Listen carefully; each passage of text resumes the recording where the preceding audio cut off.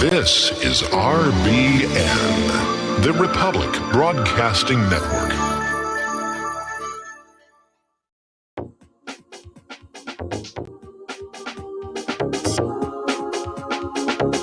What really happened with your host, Mike Rivero, because World War III is a really bad idea. Here is your host, Michael Rivero. And aloha, America. Welcome to our show today. It is Monday, December 16th, 2019, start of a brand new week here. And it looks like we only have 9 days to go before Christmas. So especially if you have to send something through the post office and everything, you need to get it on out. And we basically, Claire and I got the last of ours done this weekend. We got our tree set up. That's all in the living room, blinking away here. We're really not competition for the rest of the homes in this area, which put on every Christmas what they call the Festival of Lights, which is that everybody, they sort of light up their homes like National Lampoon's Christmas Holiday, the one with Chevy Chase, where he's got like so many lights on the house. When they plug it all in, they have to turn on the spare reactor over at the power station. But there are some homes in this area that do go like totally overboard because, first of all, there is a prize. The Homeowners Association puts out a prize every year for the most, well, it's kind of subjective. How do you decide what's the best decorated home? Certainly the most garish and, the most amperage is definitely going to go a long way. But normally where we live is a gated community. You're not allowed in unless you have a special little sticker on the car or a little plastic card that opens the gate for you. But for Saturday night, last Saturday night, and this coming Saturday night, they basically open the gates and anybody can drive on through. And there are little arrows that have been placed up to take you to the really spiffier homes, of which we are not one. But we've at least made the effort to sort of blend in here for Christmas. Anyway, we've got a lot to talk about today. The phone lines are open, 800-313-9443. That's 800-313-9443. Mike is in our control room, ready to answer the phone, put you on the air with your comments, questions, and opinions, okay? Now, the big question right now, this is the week when it is expected the House of Representatives will vote through on those articles of impeachment and send them on to the Senate. There have been two complications that have happened. The first is the Supreme Court basically yanked the rug out of the obstruction of Congress charge, saying that Congress's request for information from the White House was inappropriate and the White House was within its rights to refuse. So that one has been pretty much smoked by the Supreme Court. The other issue, of course, is that a lot of these Democratic representatives are getting cold feet. They are hearing from the constituents in their districts here. And remember, representatives, they're up for re-election, every single election. So everybody who's in that House of Representatives right now, they have to listen to what their constituents are saying. And if they ignore their constituents, it is at their own personal political peril. So people are asking if Pelosi actually has the votes to impeach. And it's kind of hard to keep track because a lot of people are saying, well, I don't think I'm going to vote for impeachment. Then, of course, there's some backroom arm twisting, and they'll come out and they say, yes, I'm going to go ahead and vote to impeach. And, Pelosi's obviously trying to keep it together. In at least one case, a Democratic representative has changed parties, gone over to the Republicans, sort of get away from all of this coercion on the Democratic side. But there is a slight possibility that the House will not be able to vote through the articles of impeachment and send them on to the Senate. Now, if they go on to the Senate, the GOP is now pushing for a week-long Senate trial, during which the GOP gets to call a lot of Democratic witnesses and say, what was your part in the creation of this Christopher Steele dossier? Who was getting the money, so forth and so on. And of course, the Democrats are freaking out about that. They just, we've already impeached him. Just go ahead and convict him and get him out of the Oval Office here, because poor Hillary's waiting in the wings here, and she's just having conniptions trying to figure out if she's going to step in or not.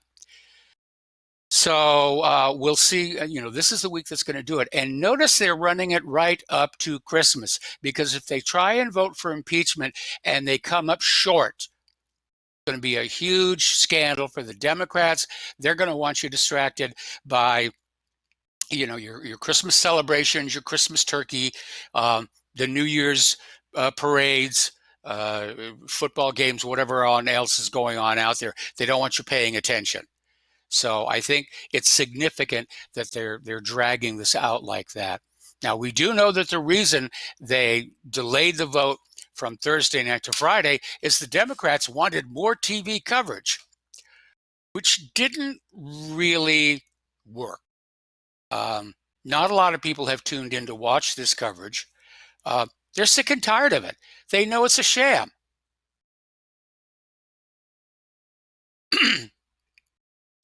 Now, Rudy Giuliani has been over in Ukraine carrying out some research, and he has basically uncovered a huge money laundering operation involving the Biden family and Burisma, the natural gas company. And apparently records are showing that the prosecutor who had been investigating Burisma, the one that Biden demanded be fired or he was going to hold up $1 billion in aid to Ukraine, somebody tried to poison him. And apparently he barely survived. So there's some serious corruption going on there when they're out there, poisoning people like that.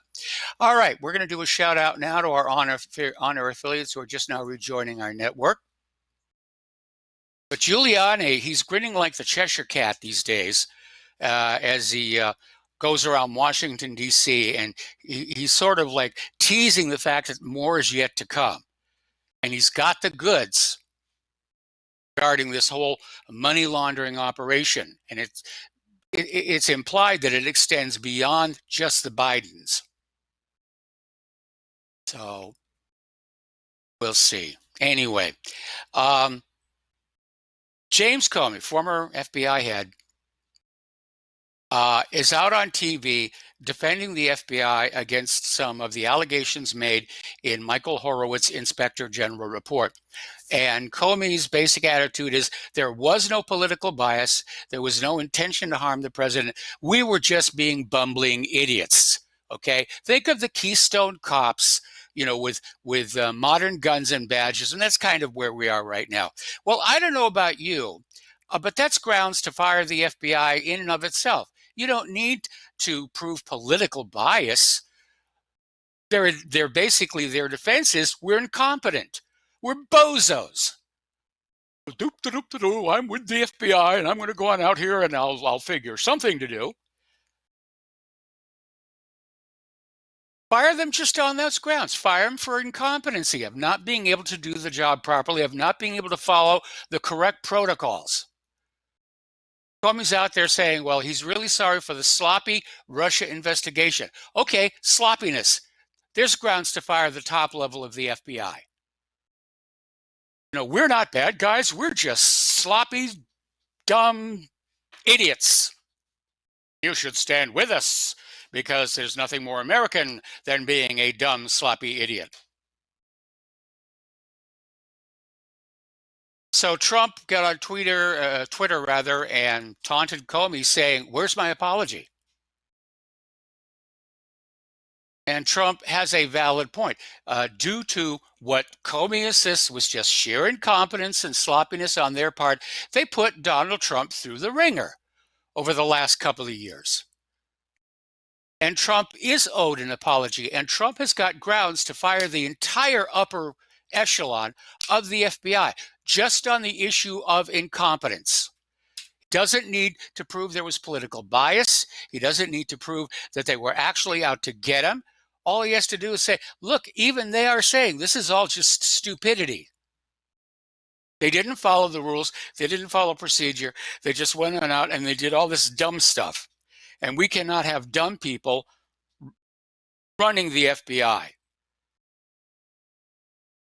All right, getting on back to our primary race. Joe Biden and Bernie Sanders are splitting the lead in the latest Democratic poll before another debate in Los Angeles.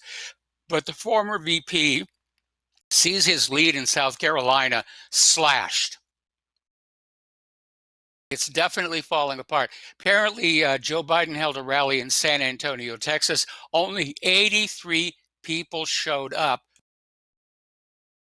And one of those basically confronted him and just hollered from the audience, "You are never going to be president."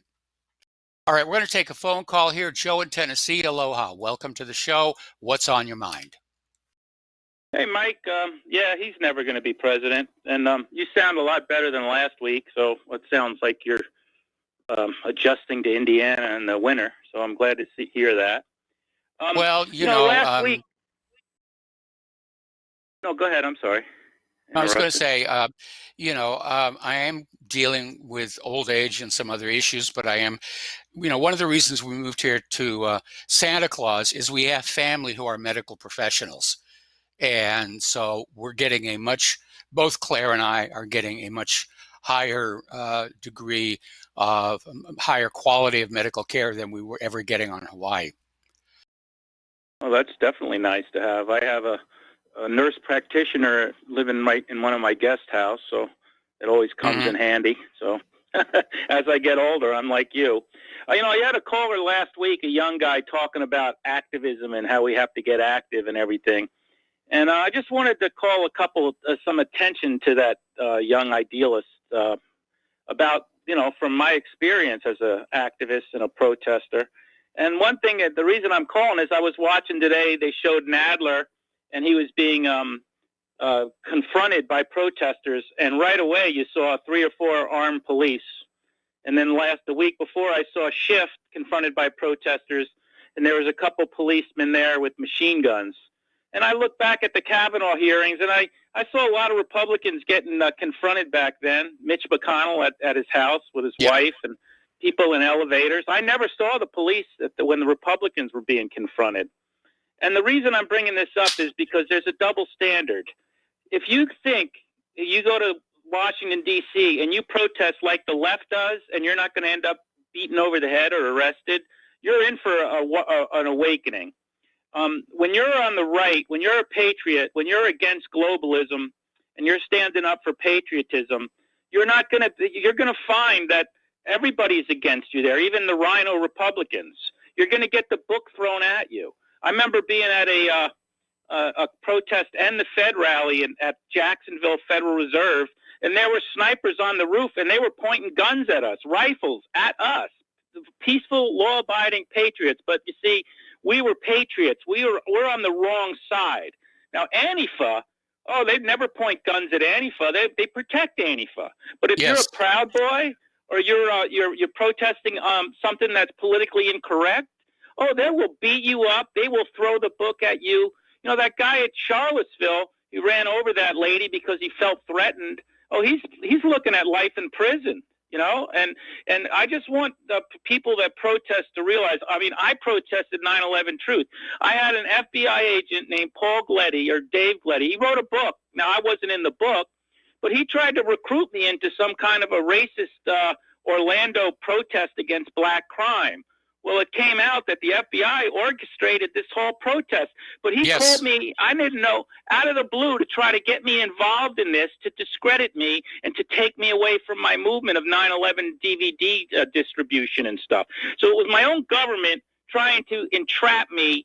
And this is the kind of thing you can look forward to if you want to be an activist. And I'm not trying to say not to be an activist. I'm saying to be a smart activist. And I to understand that the other side plays dirty. And not just that, it's not just, it's like the rules won't apply to you. You'll see the rules that give these protesters all kinds of, if they're on the left. But don't think that they're going to give you all that kind of slack. No. You can see Antifa, and they'll run around, and they'll break windows. But if you think that you can do anything like that without getting the book thrown at you and beaten over the head, look what they're doing in France to those yellow jackets, They're all populists. But meanwhile, if the Muslims burn down their part of town and overturn cars and burn them up, the police won't be there. But if you're a populist and you believe in the ending immigration and any anti-globalism, the police are using them for target practice. They're shooting them in the head with rubber bullets. I mean, and they're getting German police because the French police won't even do it. And you can expect the same treatment in the United States. I mean, remember those guys out there in Nevada, those ranchers? And Yes. they had the same thing. They had snipers They were going to shoot a whole bunch of civilians. And it wasn't until other American protesters also had sniper rifles and pointed them at the agents that they stood down. But they would have gladly killed. And how about that guy Levi Finnegan? Remember him? Yes, I They remember just him. shot him in cold blood, and Randy Weaver and the people at Waco. So this whole thing about you think you live in a free country and you can protest. You can protest if you're doing a protest that's approved, that's kosher, that the globalists and the establishment like Antifa or civil rights or things like that. But not anymore. Not if you're on the right and you're a patriot and you're anti-globalist, you're not going to be able. If you go on Capitol Hill with a MAGA hat and you start screaming at Nadler, the guys with the machine guns are going to be right next to you. Trust me. Yeah. So I just wanted that young fellow to know that and to realize that if you're effective, they will try to entrap you. They will try to subvert you. They're real dirty people. They really are dirty people. And I mean, the guy who tried to entrap me wrote a book. His name was I think either Dave or Paul Gleddy. And he wrote a book that he was an FBI informant and he went after activists and he tried to entrap people. And he had the own FBI organizing an anti-black crime rally in Orlando. You can Google that if you'd like. And they tried to get me involved in that. And I told the guy, look, I'm into 9/11 truth. I don't really give a damn about this. But anyway, I just wanted people to know that it's because you get a false sense of how free this country is when you watch the left protest. The left is protected. The left gets escorts.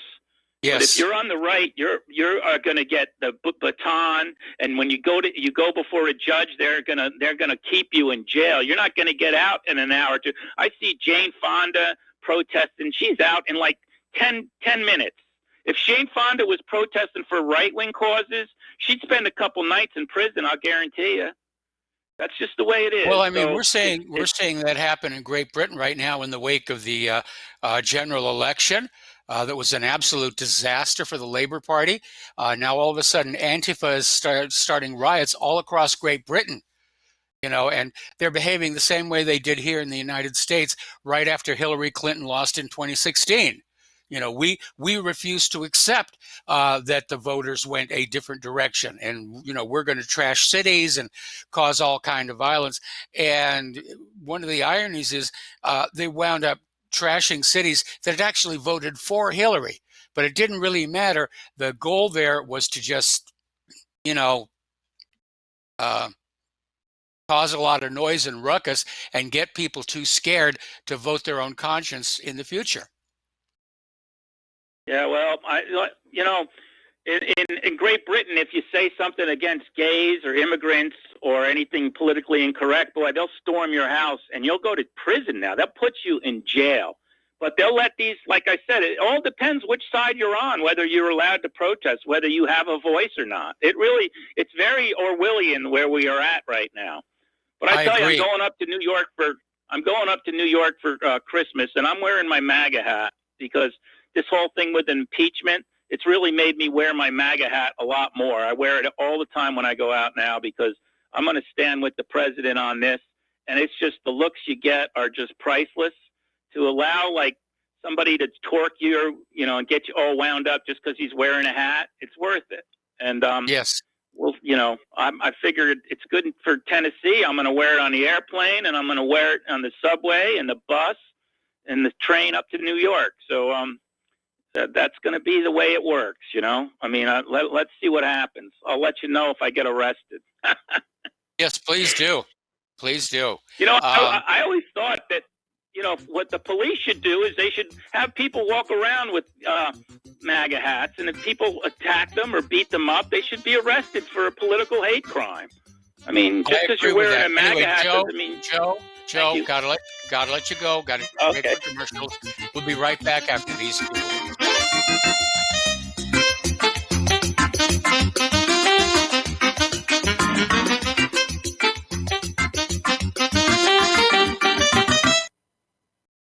Corporate media dominates the American opinion. Finding independent voices that counter this avalanche is becoming increasingly difficult. With the endless corruption running rampant throughout our government, independent voices are needed more than ever to battle the offensive against our freedoms and liberties. As a listener of RBN, no one understands this concept better than you.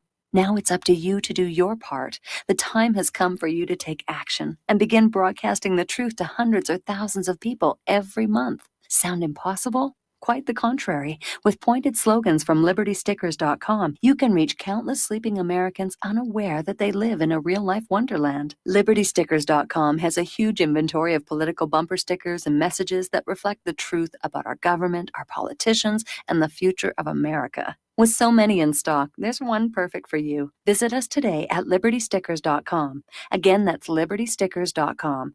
Do your part. Your voice is important. Let it be heard.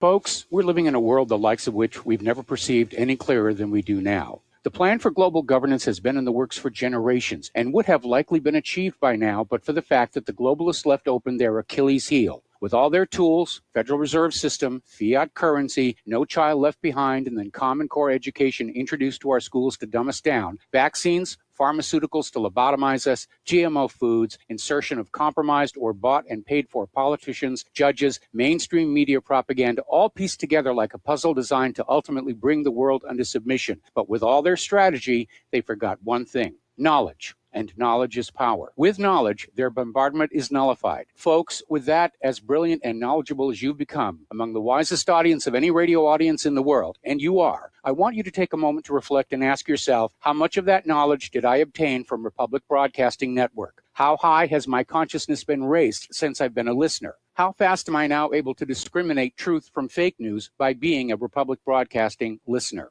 How clear am I now able to see the world since I've been listening to RBN? Ask yourselves those questions, folks. Then ask yourself, what is that knowledge worth to me? Like my morning coffee, how would I survive without it? A voice of truth in a sea of lies. Do we not all need to make sure it survives? Like public broadcasting, we are now finding we can only survive with listener support. Censorship, advertisers being attacked, truth itself being attacked. It's the only way through this. We at Republic Broadcasting humbly ask you to become a supporter. Look at your budget and make a determination of what Republic Broadcasting is worth to you and what you can afford on a monthly basis. Go to republicbroadcasting.org and pledge 20, 30, 40, 50, if possible, 100 a month or more if it's affordable. Click the donate button and become a regular monthly donor. Assure both us and yourself that Republic Broadcasting truth will continue to flow like that morning coffee. The network thanks you.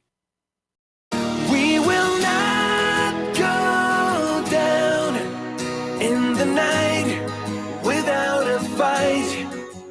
You can burn up our mosques and our homes and our schools, but our spirit will never die.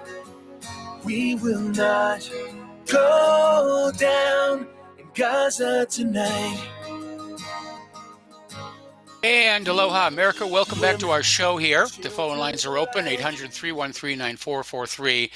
Now, apparently up in Pennsylvania, a Democratic state representative, Johnson Harrell, has been charged with theft and perjury and has resigned in disgrace. And I mention this not to specifically embarrass Representative Johnson Harrell, but to point out that we do seem to have a problem with the wrong sorts of people running for political office. And it may be because, political office, first of all, political power, the curse is it attracts people who should never be allowed to have it, because they want it for self-aggrandizement, for self-enrichment. I mean, look at how many stories we've seen about people who go to Congress and they're practically broke, and by the time their congressional career is over, they're multi-millionaires. And probably that is what makes it worthwhile to them. Put up with all the nonsense in Washington, D.C. And maybe people who genuinely want to help the country know better than to get into that mess. There's a lot of people out here who want to make this world a better place, who want to leave to the next generation a better society than was left to us, and understand working from outside the system is probably going to be much more effective than trying to build from within the system. Because you get inside that system, by and large, it seems to swallow people up. And even those who get elected with the best of intentions, the corruption catches up with them. Anyway, apparently new leaks have provided even more evidence that the Organization for the Prohibition of Chemical Weapons suppressed and altered findings on their report on the Duma chemical attack. Now had two sets of whistleblowers, and now we're getting leaked documents basically saying that OPCW was given the assignment of framing Bashar al-Assad for what happened at Duma. So WikiLeaks is out there with a whole new bunch of leaked documents saying that no, in point of fact, these chemical weapons canisters weren't dropped from the air. They were placed on the ground by hand. There were people who were actually part of the OPCW inspectors who just said, look, they're changing everything. They're lying in the report.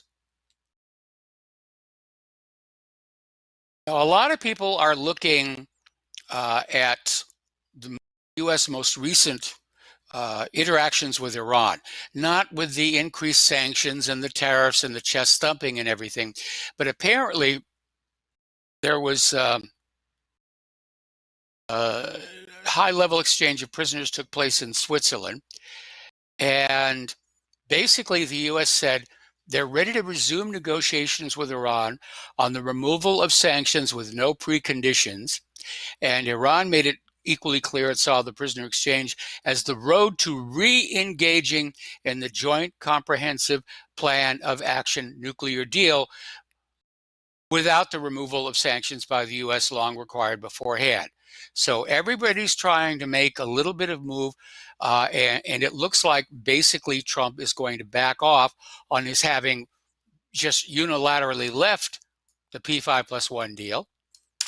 Apparently is now starting to make efforts to say, well, maybe it wasn't such a bad idea, and let's just go for it.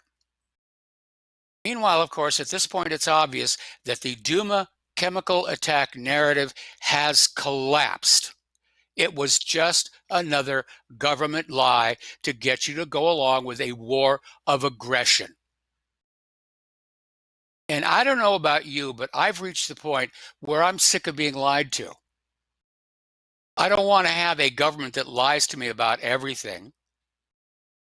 I don't want to have a corporate media that lies to me about everything except the weather and the sports scores, and they're not even all that good about the weather, let's be honest. Better no government at all than a government that rules us with lies, fraud, and deception.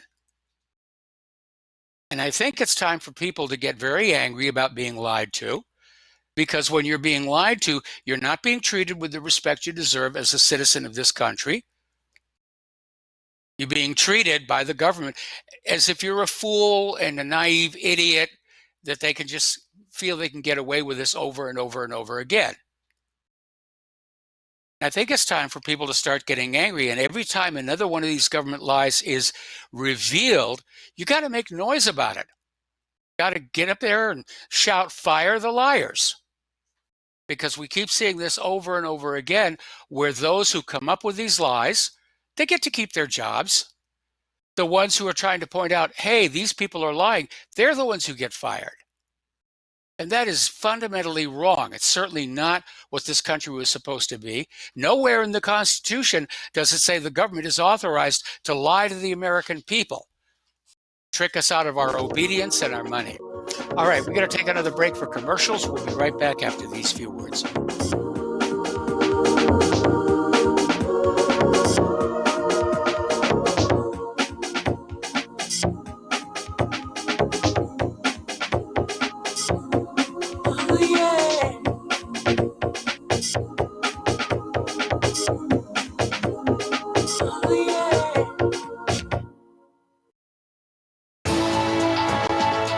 tuned in to the Republic Broadcasting Network. Visit our website by going to republicbroadcasting.org.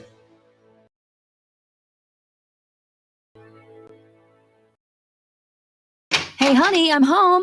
I grabbed a newspaper on the way home. Look at all the news today. Don't you know that all you're going to get in the newspaper is propaganda, twisted news, and false information? Honey, this is a national newspaper. It has to be true. Ha! For some reason, the majority of the population believe anything the mainstream media tells them. The newspaper doesn't give out the important attention of what's happening to this country and news that affects our daily lives. Say, does that newspaper mention anything about the North American Union? No, not that I can see. I didn't think so. You need to go to www.newswithviews.com, where truth is more important than political correctness. That's www.newswithviews.com. Hey, don't throw that away. We can use that in the birdcage. Okay, move over. Let me start reading newswithviews.com. The truth? Read all about it at newswithviews.com. Newswithviews.com, where reality shatters illusion. Extend your life with Extendovite. When your doctor tells you you have bad cholesterol or blockages in the arteries, what do? When diet and exercise is not enough, we try medications and hope for the best. For the last 2 decades, I have been telling people about a natural method to help solve these problems and more. Extendovite can help maintain cardiovascular health and lower blood lipid levels in adults. The 7 herbs in Extendovite are known to work together synergistically to get the results we hope for. There are many testimonials on Extendovite's effect on circulatory-related ailments. Get Extendovite today to start your journey back to a healthier life. To order, call 1-877-928-8822 or visit heartdrop.com or see us on amazon.com. Extend your life with Extendovite. Without the right accessories, any guy can be off the mark. Whether you've invested thousands in your arsenal or you own a single trusted firearm, a visit to AROutfitting.com is in order. It's one of the finest online selections of tactical optics and AR parts and add-ons, like EOTech, quick target acquisition with no peripheral loss. Browse the full range of Nikon scopes and binoculars. AROutfitting.com can illuminate your world with Streamlight gun-mounted lights from keychain to large handhelds up to 1,100 lumens. Find some stability with Battenfield tactical bipods. AirOutfitting.com has CMMG gun parts, barrels, assemblies, handguards, part kits, and more, plus magful clips and magazines.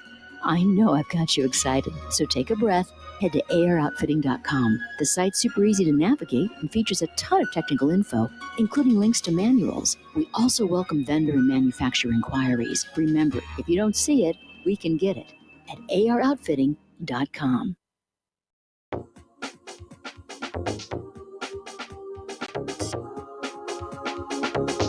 What Really Happened with your host, Mike Rivero. Visit us online at whatreallyhappened.com.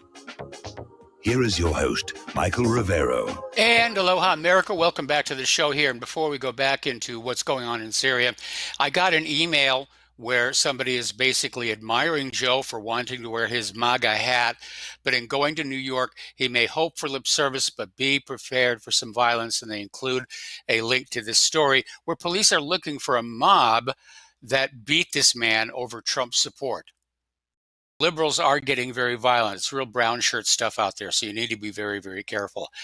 And, when Trump first came along back in 2016, I thought about getting a MAGA hat.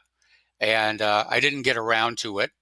Where I live now, I don't think it'd be a problem if I wore one, but I'd certainly want the one with the earmuffs that come on down because it's getting cold.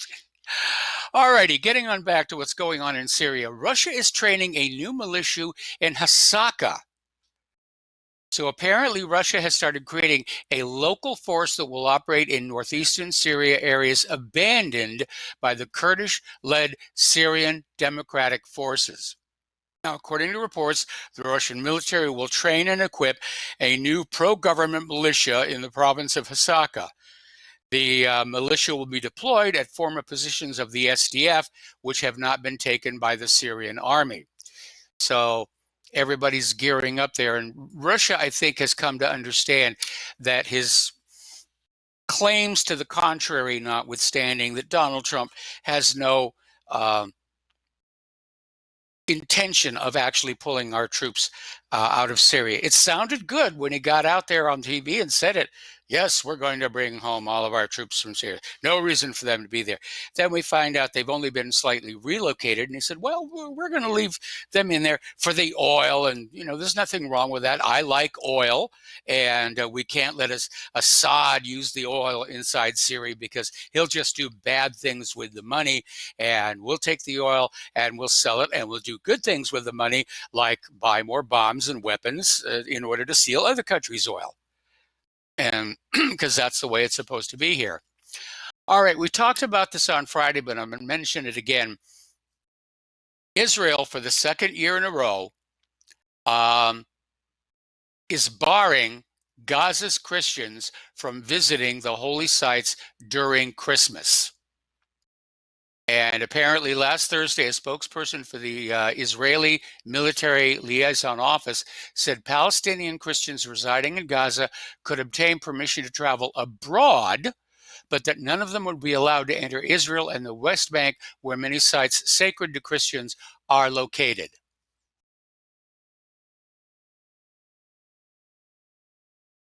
You're a mean one, Mr. Grinch. What can I tell you? All righty, so up in Europe, more and more companies are starting to pull away from involvement with the Israeli apartheid. And apparently workers, mayors, and civil society groups are banding together in the Basque country to oppose the participation of the local firm CAF in a project to expand Israel's settlement railway in the occupied East Jerusalem. And the project contravenes international law since it solidifies Israel's grip on occupied Palestinian land. By participating, CAF is contributing to serious violations of Palestinian human rights. And apparently last August, a consortium of CAF and the Israeli infrastructure company Safir was chosen by Israel's finance ministry to expand the settlement railway project known as the Jerusalem Light Rail. And so CAF won the $2 billion contract to extend the railway to more illegal Israeli settlements, particularly in East Jerusalem, and to strengthen transportation links between those settlements and West Jerusalem. So they're setting up the light rail system. Basically, exactly right.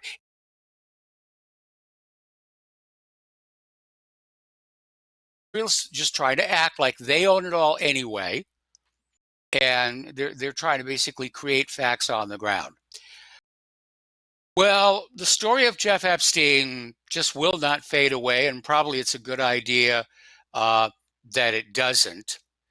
And apparently there's this story, and it came on out of Information Clearinghouse, that Jeff Epstein was recruited by Mossad, by Maxwell, to set up his little honey trap operation with the specific idea of ensnaring Bill Clinton, because it was known back then how his appetites ran. He couldn't keep his hands to himself. And it caused major problems for the administration. It caused major problems certainly for Hillary, who set up the Bimbo Eruption Squad. It caused Bill Clinton no end of problems on the campaign trail. And CBS 60 Minutes had to basically butcher the interview of Jennifer Flowers in order to discredit her and help Bill Clinton get to that nomination. So they're basically saying that because Bill Clinton's insatiable appetite was known at the time, that Epstein was hired to basically set up this facade of, hey, I'm just another party guy, and I got some really cute chicks hanging around here who like to touch presidential junk. And it took off. It was a roaring success. It was apparently part of the mega spy scandal. And Epstein just started expanding it. snaring as many politicians and world leaders and Prince Andrew and all of that. And all I can say about all these people who fell into Epstein's trap is, you guys got to be idiots.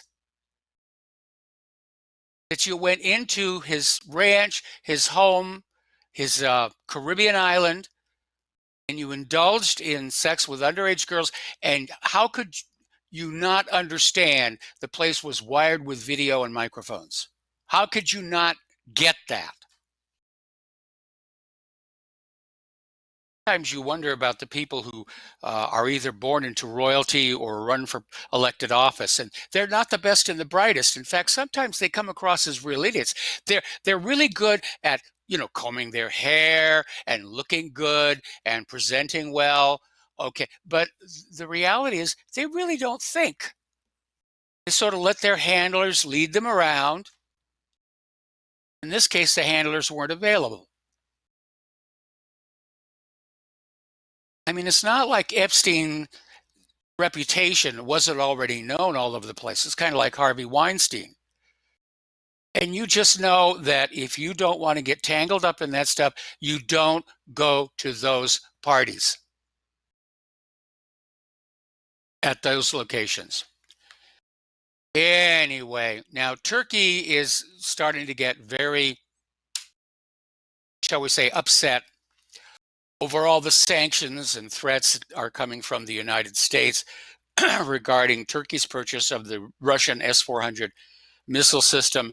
And the U.S. is now saying, well, if you're going to buy the S-400, we're going to refuse to sell you the F-35. And Turkey is apparently taking the attitude of, keep the F-35. It's a piece of junk. We're looking at the Russian Sukhois. And so in typical bluffing U.S. fashion, Trump has come on back and said, well, we're just going to hit you with sanctions so that you can't pay for any of this Russian hardware. And Turkey is now basically getting ready to tell NATO to go shove it. And they're going to start closing off all these military bases that Turkey has been allowing NATO and the U.S. to use, including Incirlik Air Base, where the U.S. stores nuclear weapons.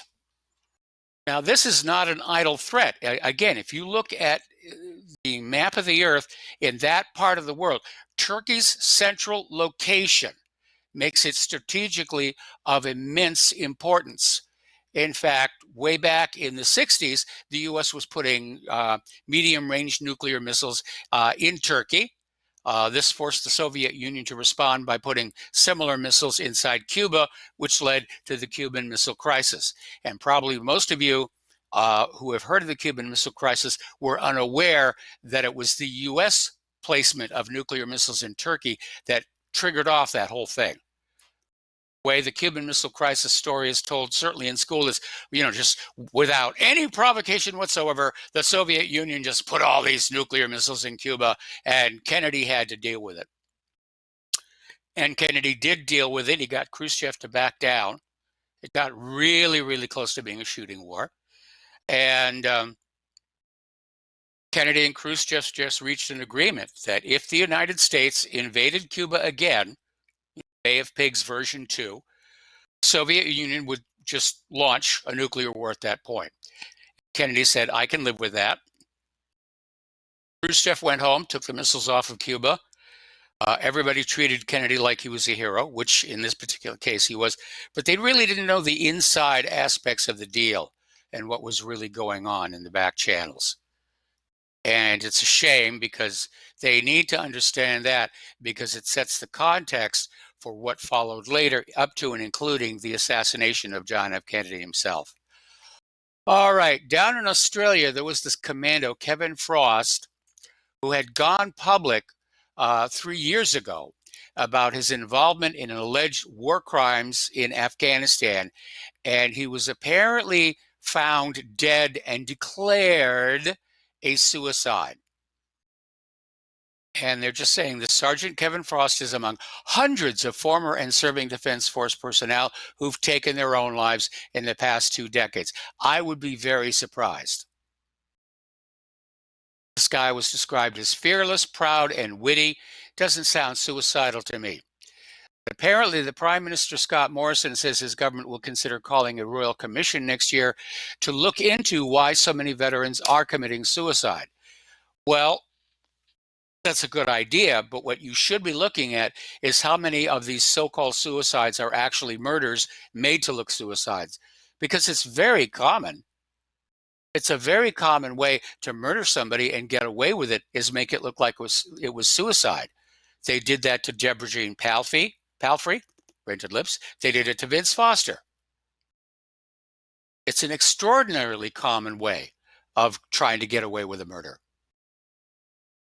Oh, how terrible they can. Look, Jeff Epstein. Another example there. All right, Russia's getting ready to test a new missile that is described as striking like a meteorite.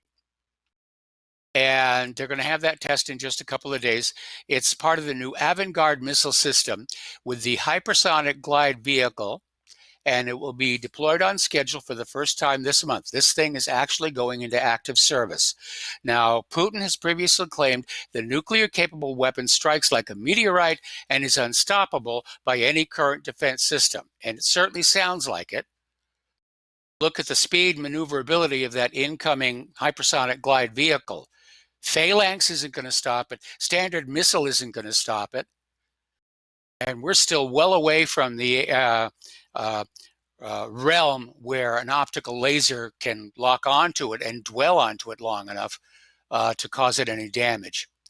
So they're basically saying these will be going into the field by the end of the year. Meanwhile, over in Italy, there's this huge evacuation in the city of Brindisi. And apparently construction workers found an unexploded British bomb near a local cinema. And this was a 500-pound bomb Britain's Royal Air Force dropped in the city in 1941. And over 60% of locals were affected by the evacuation, which turns out to be the largest since the war. And this is the second time they've discovered a bomb in just 1 month. That stuff is just all over the place. I remember when I was working in Milan, and again, this is back in the 80s, and there was one whole section of the city that was just a block was completely walled off.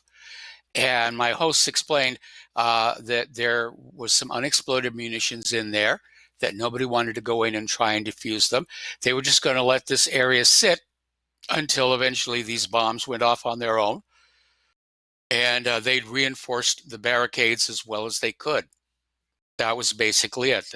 There were parts of the city that you could not go into because of unexploited World War II munitions.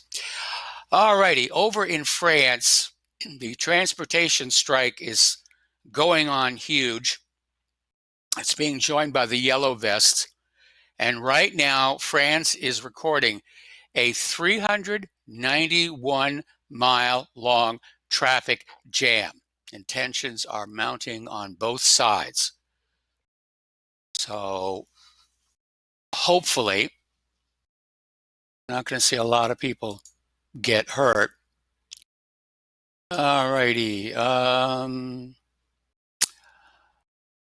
Let's talk about the economic news now.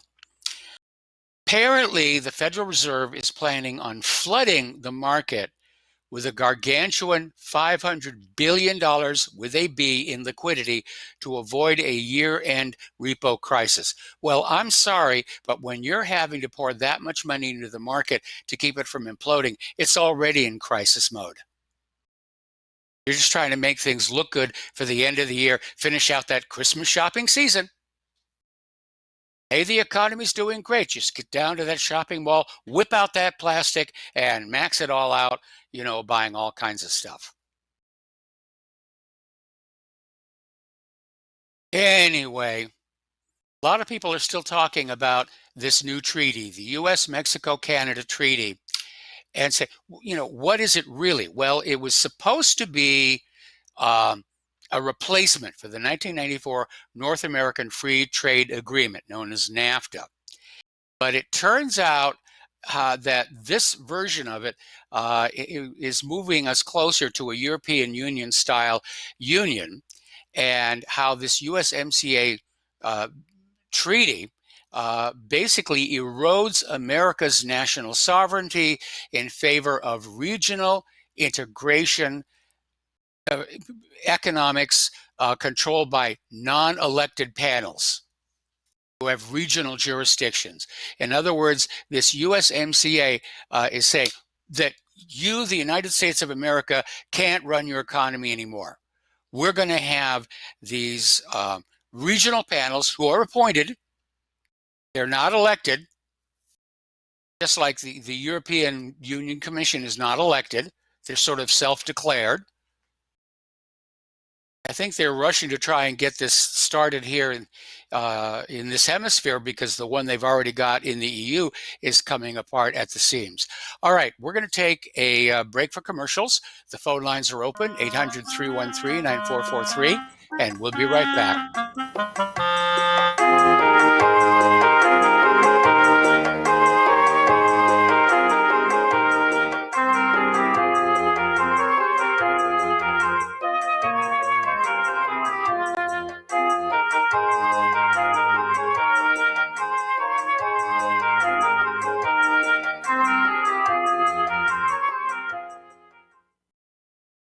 Talk Right, the conservative app offered by TalkStream Live that caters exclusively to the conservative talk radio community. Here you'll see only talk shows and podcasts from the conservative right. All the big broadcast names and online digital shows in one place. Talk Right makes it easy to find all your favorite conservative talkers with all the upscale features you come to expect from TalkStream Live. Keep up with the fast-paced political world. Download Talk Right today from Google Play or the App Store.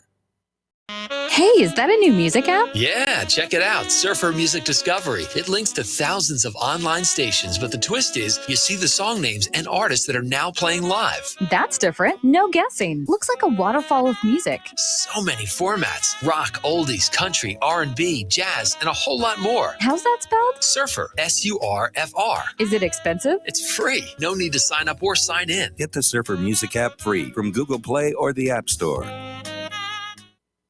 Tired of being lied to by mass media? It's growing more and more apparent today that news is received less and less through standard media outlets. Even with a growing audience every day, RBN is beginning to direct more efforts into social media. Social media and the use of the internet is fast becoming the primary source of people for news, regardless of demographic. RBN has set out to provide some of the best news on the internet through republicbroadcasting.org, and also has begun to use the tools to our advantage by way of social media. Republic Broadcasting is now operating a Facebook page to function as yet another avenue to have our collective voice reach new audiences across not only America, but across the globe as well. The Facebook page features not only news, but also an RBN player to listen to our broadcast. Get involved by visiting facebook.com/Republic Broadcasting and liking our page and share it with your friends and family, because you can handle the truth. The reviews for Extendivite are amazing. Here are some from Amazon. September 2018. Extendivite works in keeping my blood pressure in the normal range. I've been using Extendivite for many years now. May 2018. Great product. I use regularly and I rarely get sick. March 2018. This product has relieved what appeared to be angina pain in my chest and shortness of breath after climbing stairs. I'm quite happy about it. February 2018. My husband, son, and I have been using this product for a few months now, and we have noticed an improvement in our joints and blood pressure. Tell us your story. Get Extendivite today. To order, call 1-877-928-8822. That's 1-877-928-8822, or visit heartdrop.com. Extend your life with Extendovite.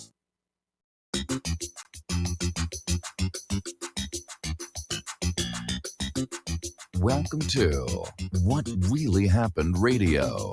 Visit us online at whatreallyhappened.com. And now, set your eyes on the future and let's consider, what really happened. And aloha, America. Welcome back to our show here. And we're going to go right to the phone to Steve in West Virginia. Aloha, Steve. Welcome to the show. What's on your mind? Yeah, hi, Mike. I think your analysis on the USMCA is on the money. To me, it looks like it's Trump's version of what Bush tried to do with the North American Union. And to further expand, it looks to me like these guys have realized that they're trying to simultaneously, put globalism and a one world government together all at once is not the way to do it. It's better to do it slowly and block up regions, and then you can combine everything together. You block up the regions first, and then you combine the regions.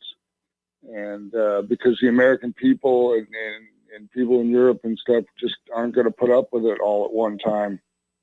It's just a scam by Trump. The downside to that, of course, is that the people in Europe now have ample experience with what to expect from this New World Order, globalization, open borders, and they're, of course, sharing that insight with the American people.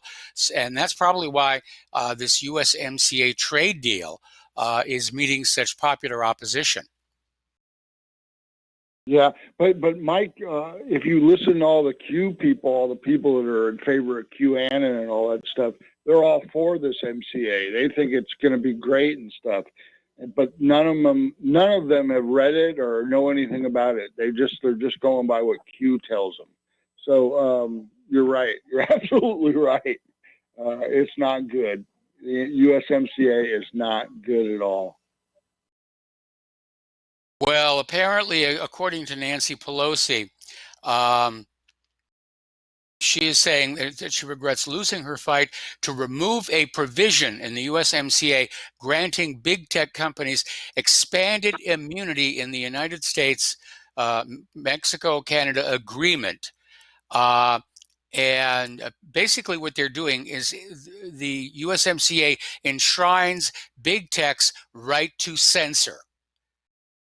And yeah, that's right. Yeah, it's legal immunity for these social media companies to basically block your channel or shadow ban you or anything else they feel like doing. Has that been written into the bill? Yeah, it's already in there. It's Article 19.17, and it's basically they copied it out of Section 230 of the Communications Decency Act. And Nancy Pelosi is out there trying to say that she wanted that provision pulled out, but it got left in. So I don't know how sincere Pelosi is about it. Sorry? Why is there no pushback? Why is there no pushback on it? Well, Nancy Pelosi is claiming she was the pushback, but that it didn't succeed. Probably, I mean, first of all, have you heard anything about this on the corporate media? Have you seen it on TV? No. Anyway, no. I've got one more question for you, too. All right, then stay on the line. We're going to bring you back after station identification.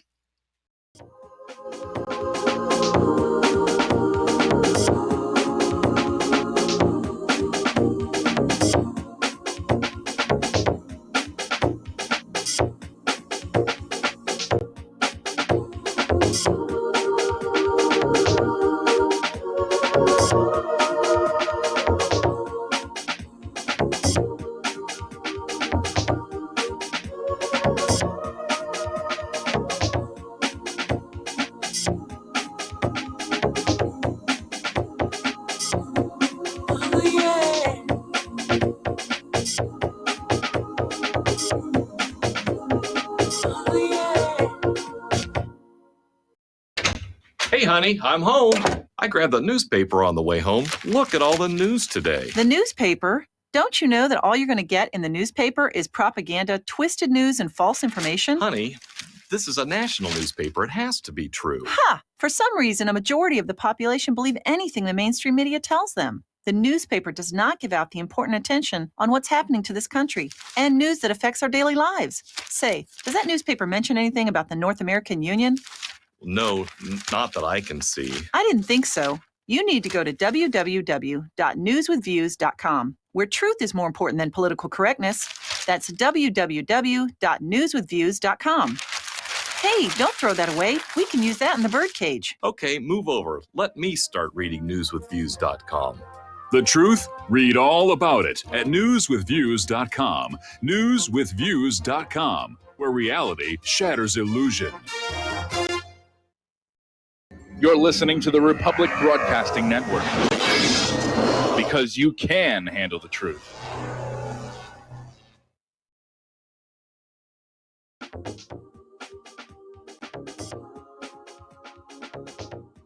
What really happened with your host, Mike Rivero. You're listening to the Republic Broadcasting Network, where you'll find out what the Fukushima's going on. And aloha, America. Welcome back to our show, hour number 2. The phone lines are open, 800-313-9443.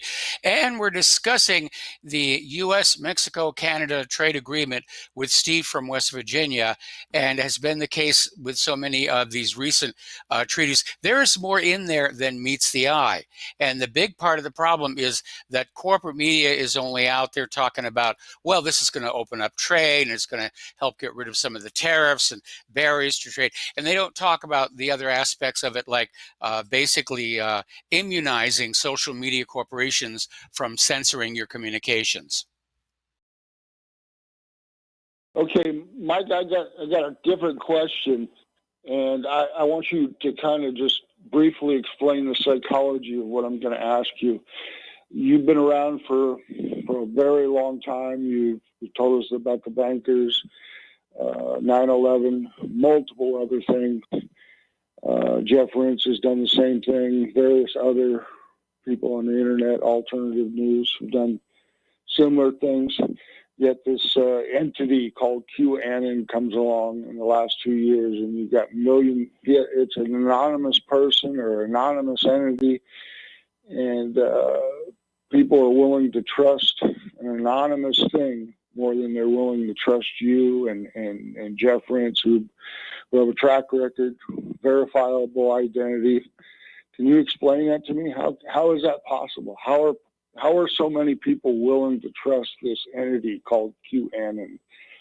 You mean QAnon? You know, when they don't trust QAnon, I think or whatever his name is.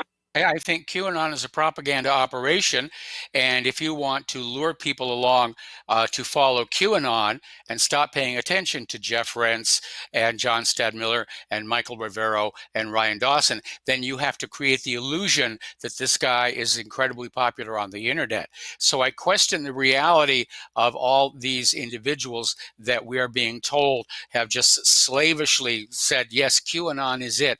And one of the reasons I've been suspicious is because ever since QAnon first started showing up, I have been deluged with emails saying, you got to read this guy. You've got to follow what he says. You've got to repeat what he says. And it just reeks of being a psychological operation. Absolutely, but how can an anonymous person that you can't even identify, you don't even know if it's real, how can it be so popular? I'm saying I don't think it's really that popular. I think the popularity is a manufactured illusion, as much of an illusion as QAnon themselves. Mm-hmm. So in other words, these people that the Annons or whatever they call themselves, you know, some of them have got 600,000 and 700,000 subscribers on their YouTube channels. Is that an illusion too, or I mean, do you think that's fake? Look at what YouTube has been doing to people's channels over the last several years, where, you know, the number of subscribers and the number of upvotes you get are constantly being changed. The whole point of the USMCA treaty is that they can do whatever they want to the traffic going through their servers and they can't be sued for it. So yeah, if you're going to set up this supposedly anonymous individual to try and create a false trail for people to follow along, you have to create a false sense that people are listening to this individual. And I don't think they're really there.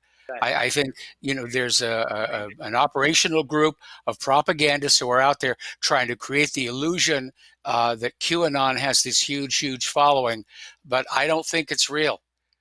Because first of all, this QAnon, a lot of what they're saying doesn't really make a lot of sense.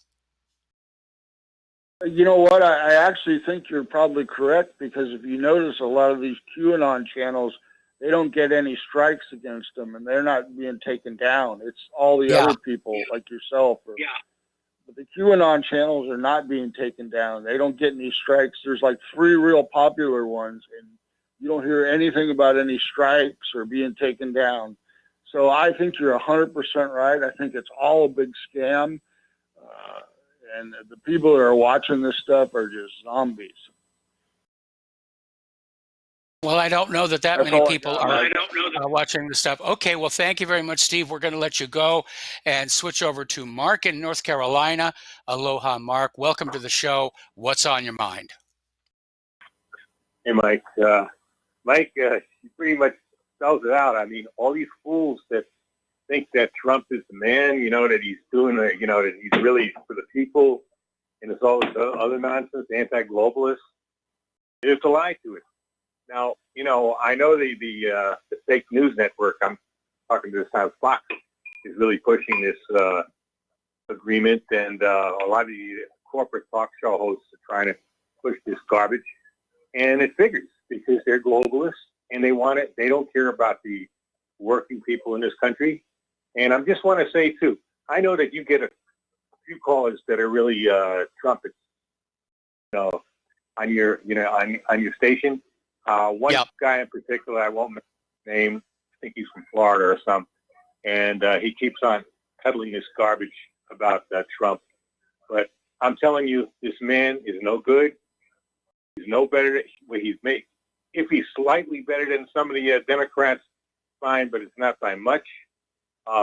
He really doesn't care about the people. He cares about his corporate buddies.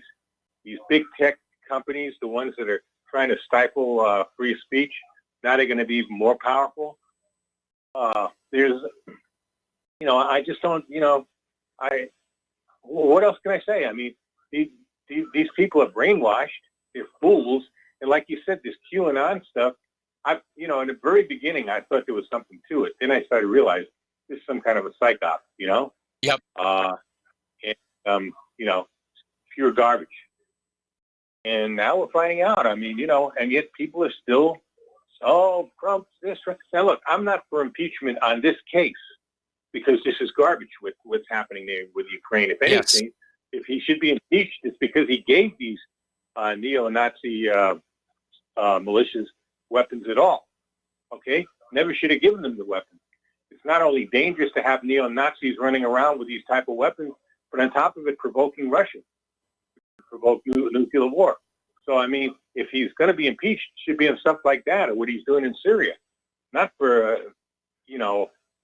not for looking at corruption that has to do with both the Democrats and the Republicans. Another reason I don't think they're even going to go to a full trial on this, because they know Lindsey Graham posed with these Nazis back in 2014. Him and McCain both. Just as they posed with Islamist terrorists back in the Middle East. Who are they kidding? So they don't want this stuff really investigated. They will probably just shove it aside, go through the motions, and acquit, and acquit Trump of whatever they're charging him with on this. Because, like I said, they cannot afford to have a full-blown trial. It is going to bring down this whole corrupt government. Both of these corrupt parties will fall if it really comes out. These are warmongers. The whole thing is about hating Russia. People got to stop being confused by these talk show hosts like Levin, Hannity, Limbaugh, Beck. These are nothing but corporate talk show hosts. They're mouth for the corporations, as is on the other side Rachel Maddow, or Mad Cow as I call her. Yes. That's all these people are, Mike. That's all they are. Real talk is people like you, Alex Jones to a degree, though I wish he'd stop shilling for this clown, Trump. But he does say some good stuff at the same time that you won't hear on regular corporate talk. People like you said, Ryan Dawson, who they're trying to do everything they can to stifle. Adam Green, who I'm respecting. He's not always on a. He's sometimes he's hung up on silly things like these kabads. I don't think these kabads have all that much power. I think Zionists as a whole, but kabads are basically a bunch of cults running around there, with the beards and stuff like that. But he's right on a lot of other stuff. So, and the same thing with Ryan Christian, who's the I don't know if you know who he is, the Last American Vagabond. Yes. Excellent. The guy is really on target. Okay, these are the real people who stand up for this country. These are the real patriots who stand up for the United States and its people. Okay, corporate talk does not stand up. They stand up for nobody but the corporations that fund them. The fake news network is really no better than the crap news network, or nothing but crap news network. They're all bad. Just different sides of the coin. All they are. Yes. And this shows it. If this doesn't show it, what you just pointed out about this agreement, then I don't know what this. I mean, this is as bad as it gets. I didn't realize it was that bad, Mike. I'm glad you pointed it out. One thing I hadn't been following that much. I thought, probably that's this may be an improvement for NAFTA. It sounds to me now like it's NAFTA and steroids. Yes. And that's all I got to say, Mike. I wish people would learn and stop. And you trumpet, if you really care about this country, stop shilling for this guy. He's no good. He's not doing this country any good. He's a fake. At the very least, he's too stupid to run the country. At the worst, he's part of the problem as it is. He's part of these people in the first place. And I'm beginning to believe more and more, especially with something like this, that he's part of it from the beginning. All right? So that's all I got to say, Mike. Thanks. Appreciate it. All right, thanks an awful lot for the phone call, Mark. We're going to let you go. We're going to do a shout out to our on-air affiliates just now rejoining the network, and go right back to the phones to Tom in Florida. Aloha, Tom. Welcome to the show. What's on your mind? Good day, Michael. Aloha. And there you go again with this last caller, Mark. The guy wants to single out Trump. Why doesn't he call James Kelso show tonight? I want to listen in. I want him to put down Trump on Kelso's show. That'd be really good entertainment. This guy, Mark, why doesn't he call Kelso and tell him how crazy Trump is and what Trump hasn't done? This guy, there he goes again, spewing his nonsense. Trump is not no Teddy Roosevelt. Trump is maybe no George Washington for that matter or whatever. But you know what? He's done something a little bit better than most of the. Who does this guy want?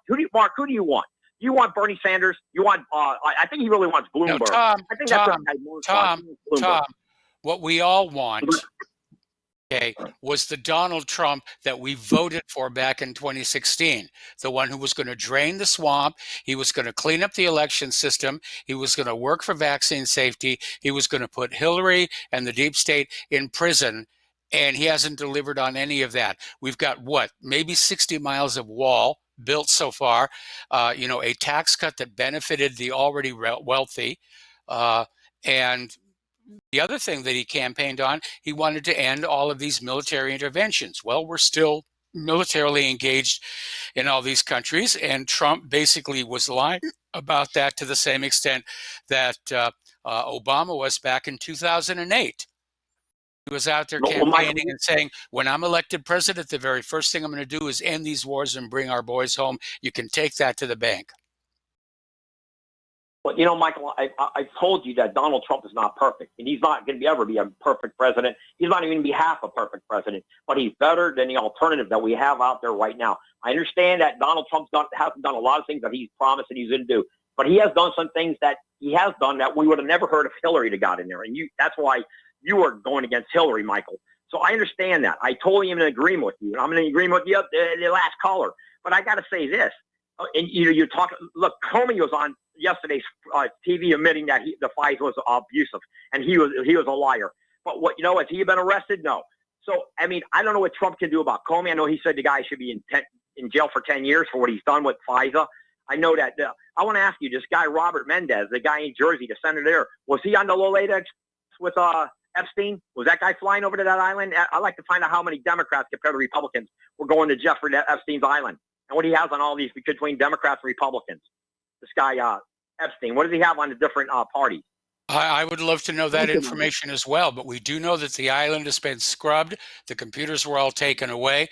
The big question is who got that treasure trove of blackmail information? Was it Mossad? Was it CIA? Was it the Democrats? We don't really know.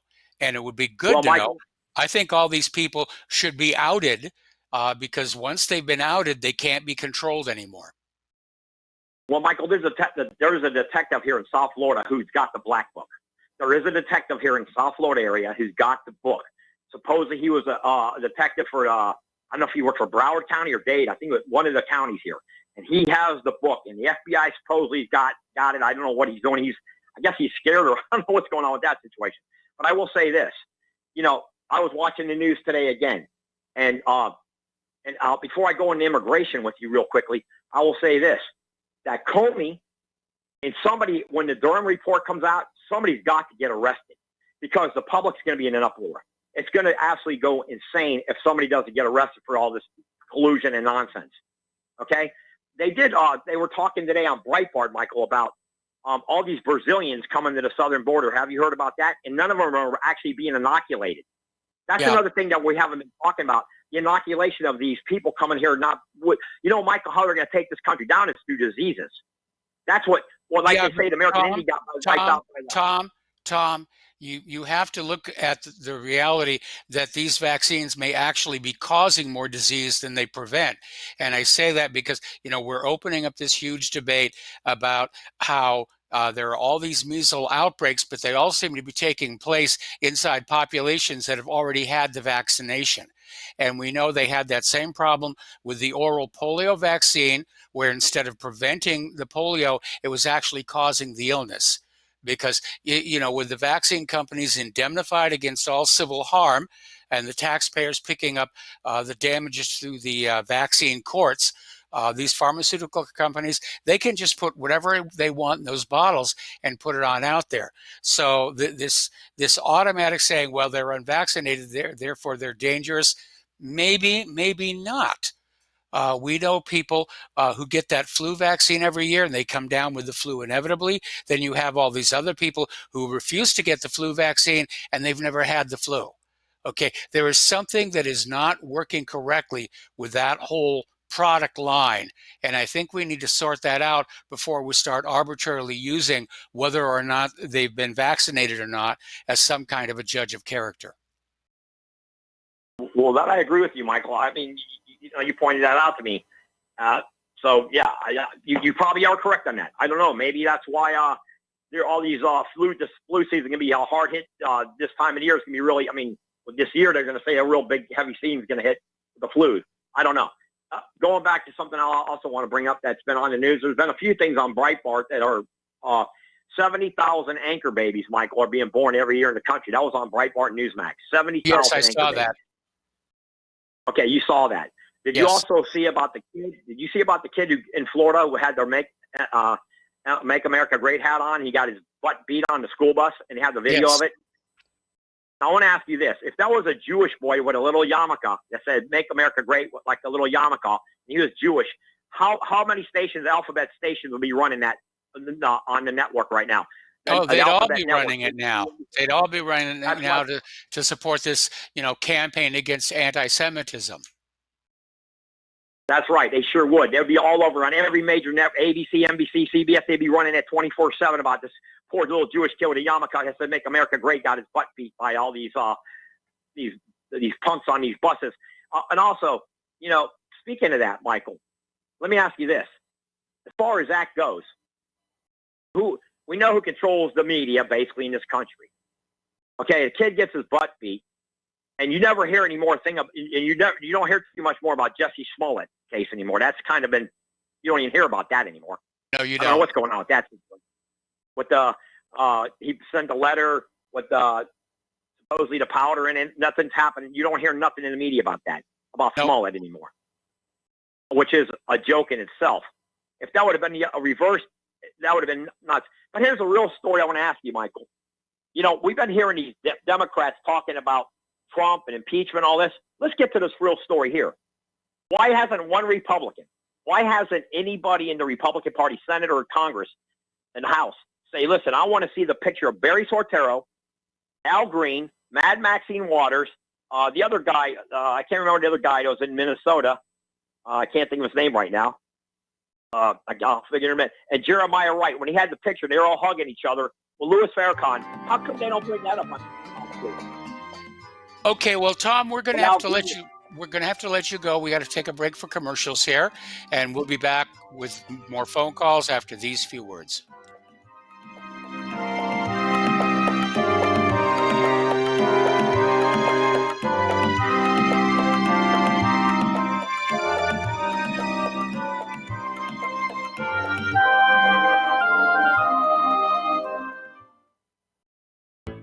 Many people write us about their experience with Extendivite. Allow me to read you some from Amazon.com.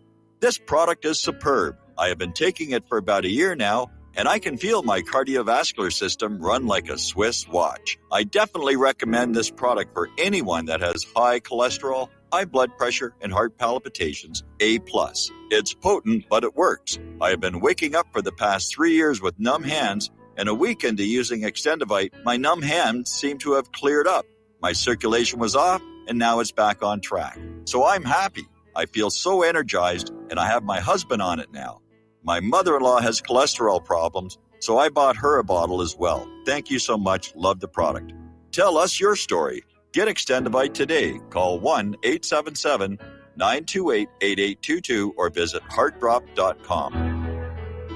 Extend your life with Extendovite. Folks, we're living in a world the likes of which we've never perceived any clearer than we do now. The plan for global governance has been in the works for generations and would have likely been achieved by now, but for the fact that the globalists left open their Achilles heel. With all their tools, Federal Reserve System, fiat currency, no child left behind, and then Common Core education introduced to our schools to dumb us down, vaccines, pharmaceuticals to lobotomize us, GMO foods, insertion of compromised or bought and paid for politicians, judges, mainstream media propaganda, all pieced together like a puzzle designed to ultimately bring the world under submission. But with all their strategy, they forgot one thing: knowledge. And knowledge is power. With knowledge, their bombardment is nullified. Folks, with that, as brilliant and knowledgeable as you've become, among the wisest audience of any radio audience in the world, and you are, I want you to take a moment to reflect and ask yourself, how much of that knowledge did I obtain from Republic Broadcasting Network? How high has my consciousness been raised since I've been a listener? How fast am I now able to discriminate truth from fake news by being a Republic Broadcasting listener? How clear am I now able to see the world since I've been listening to RBN? Ask yourselves those questions, folks. Then ask yourself, what is that knowledge worth to me? Like my morning coffee, how would I survive without it? A voice of truth in a sea of lies. Do we not all need to make sure it survives? Like public broadcasting, we are now finding we can only survive with listener support. Censorship, advertisers being attacked, truth itself being attacked. It's the only way through this. We at Republic Broadcasting humbly ask you to become a supporter. Look at your budget and make a determination of what Republic Broadcasting is worth to you and what you can afford on a monthly basis. Go to republicbroadcasting.org and pledge 20, 30, 40, 50, if possible, 100 a month or more if it's affordable. Click the donate button and become a regular monthly donor. Assure both us and yourself that Republic Broadcasting truth will continue to flow like that morning coffee. The network thanks you.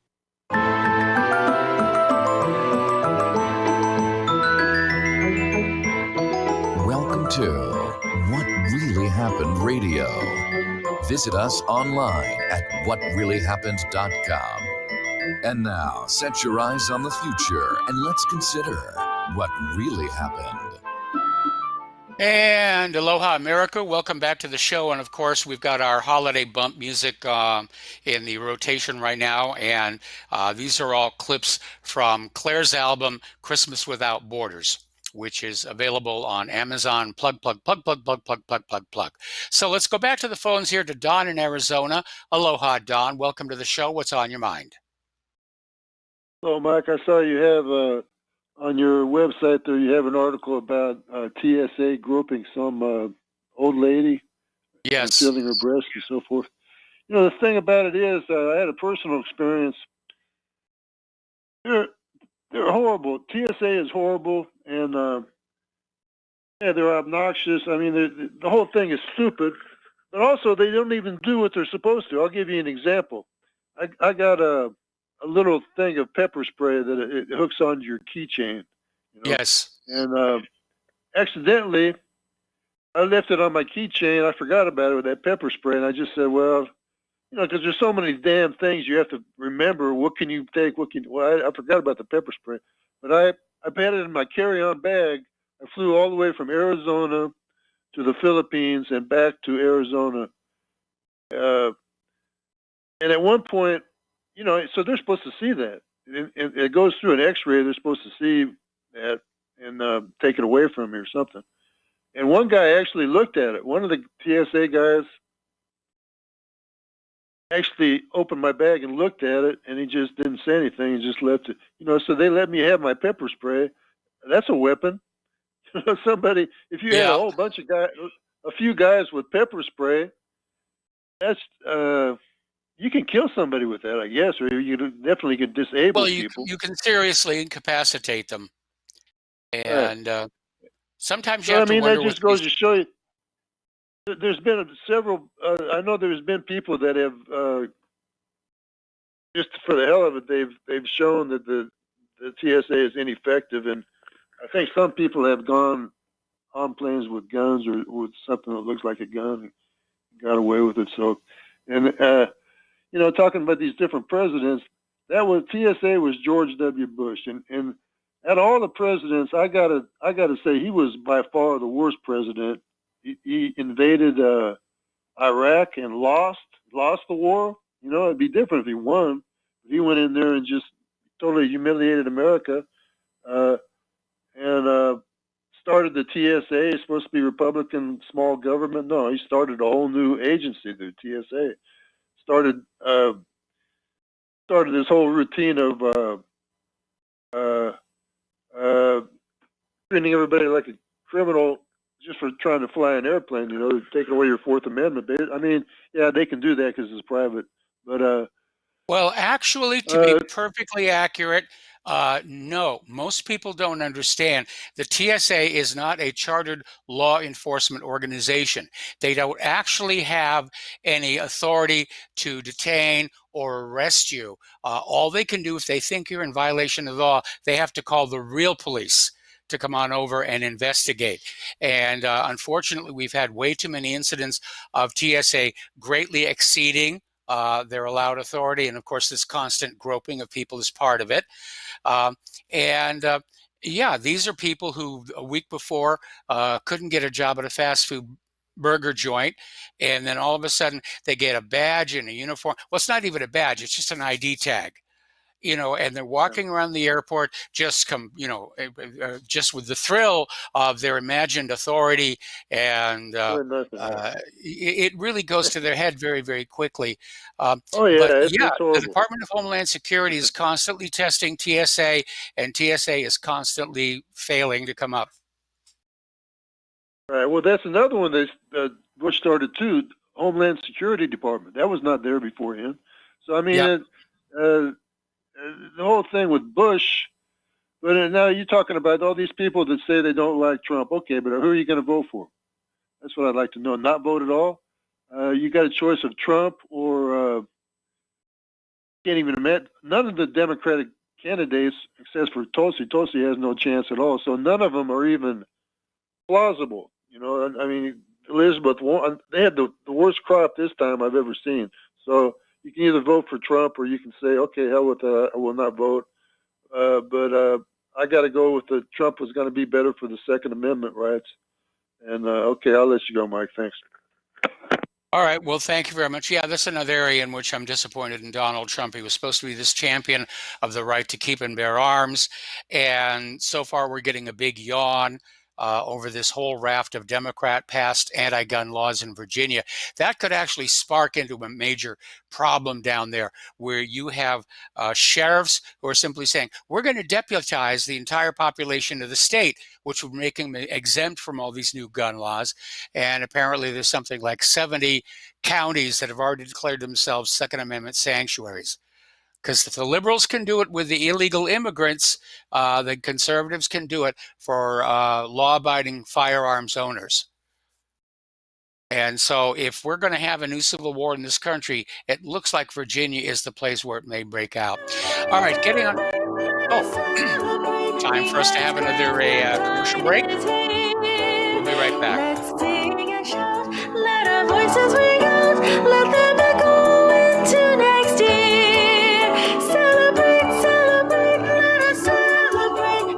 As the days pass on their way, share the gift from above, the power of love, so that every day's Christmas Day. You are tuned in to the Republic Broadcasting Network. Visit our website by going to republicbroadcasting.org.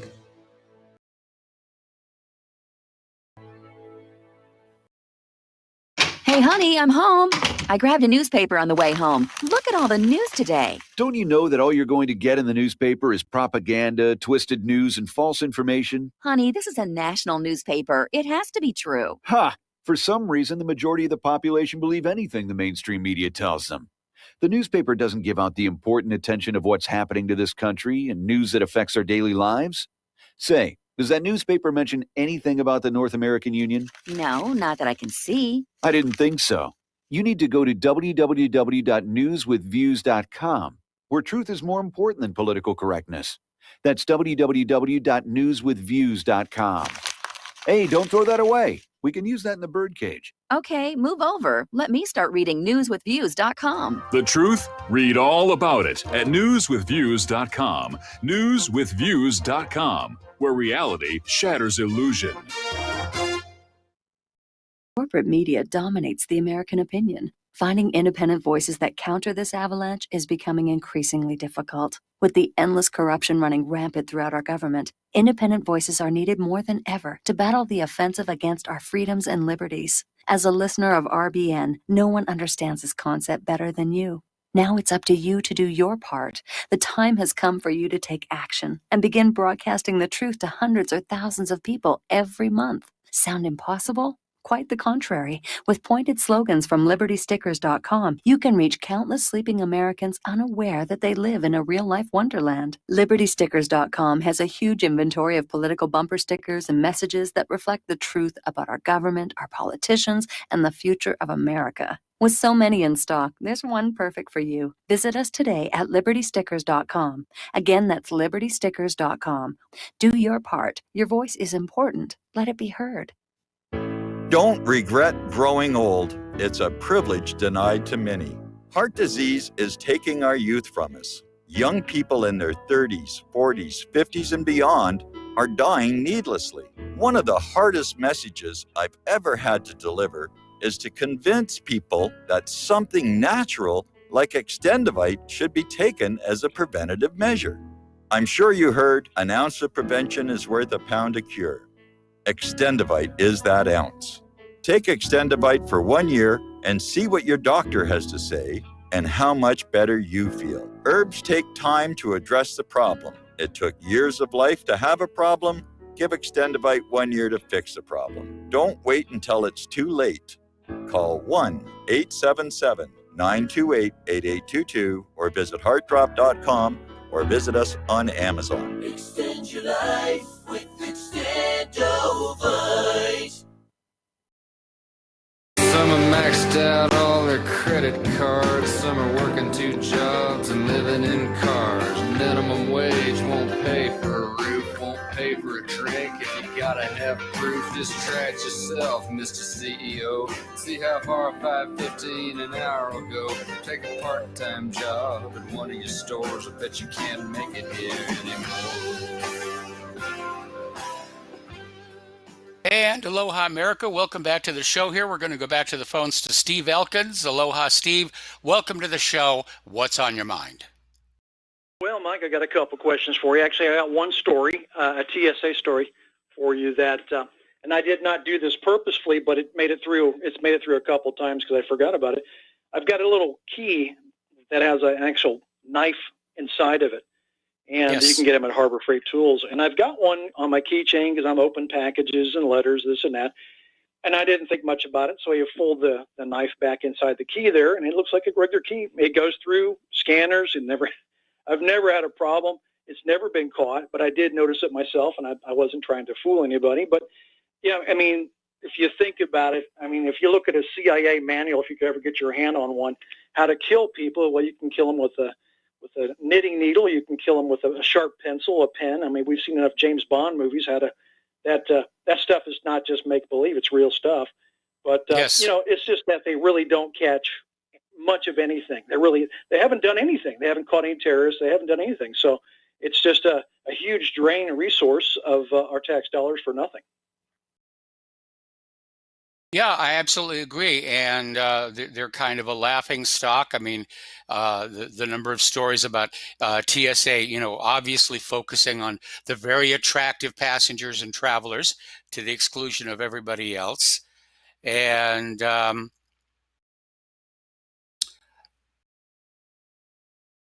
see, call declined here. Okay, so anyway, got a couple other questions. I got an economics question for you. Sure. Yeah, you mentioned $500 billion being infused into the economy, majorly to keep the markets afloat. Well, that's going to increase the money supply, which is going to increase inflation. I assume they're going to have to destroy a lot of money to offset the increase, the surplus of money in the economy.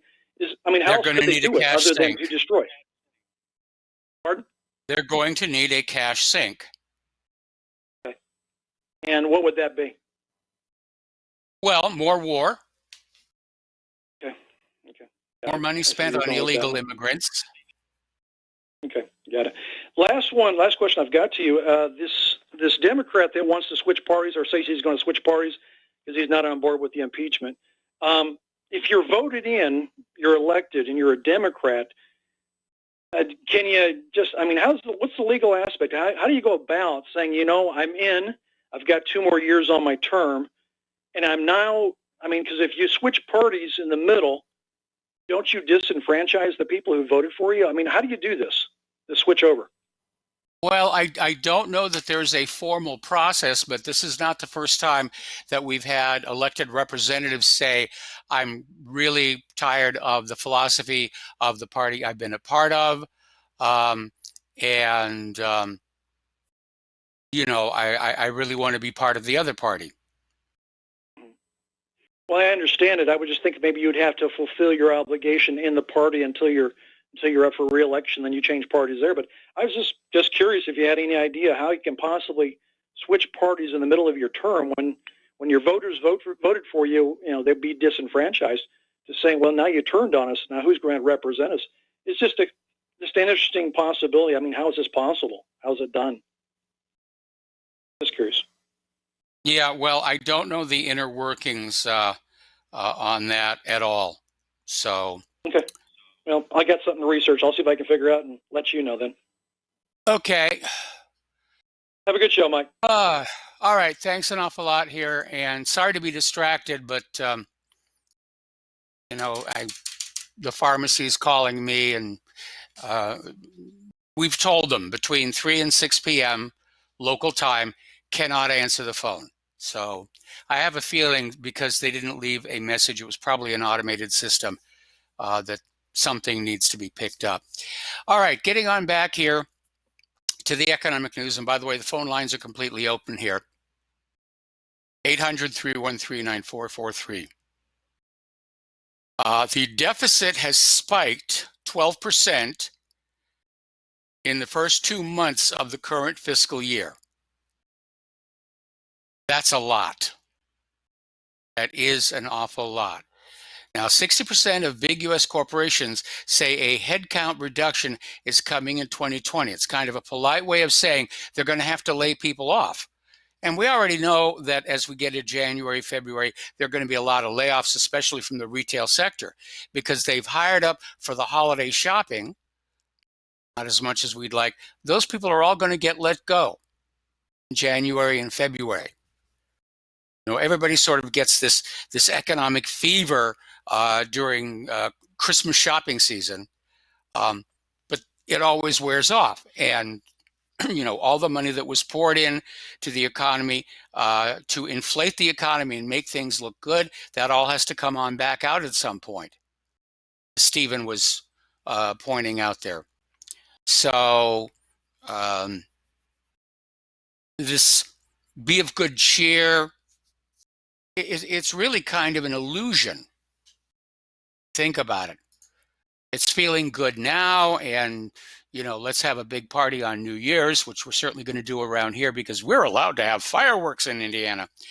But then as we get into the beginning of next year, things are going to get really, really tight. I think next year is going to be the year when most Americans really feel how bad the economy has become. And of course, the Democrats are going to love that because they're going to blame the GOP and Trump and say, well, look, when Obama left office, the economy was in really good shape.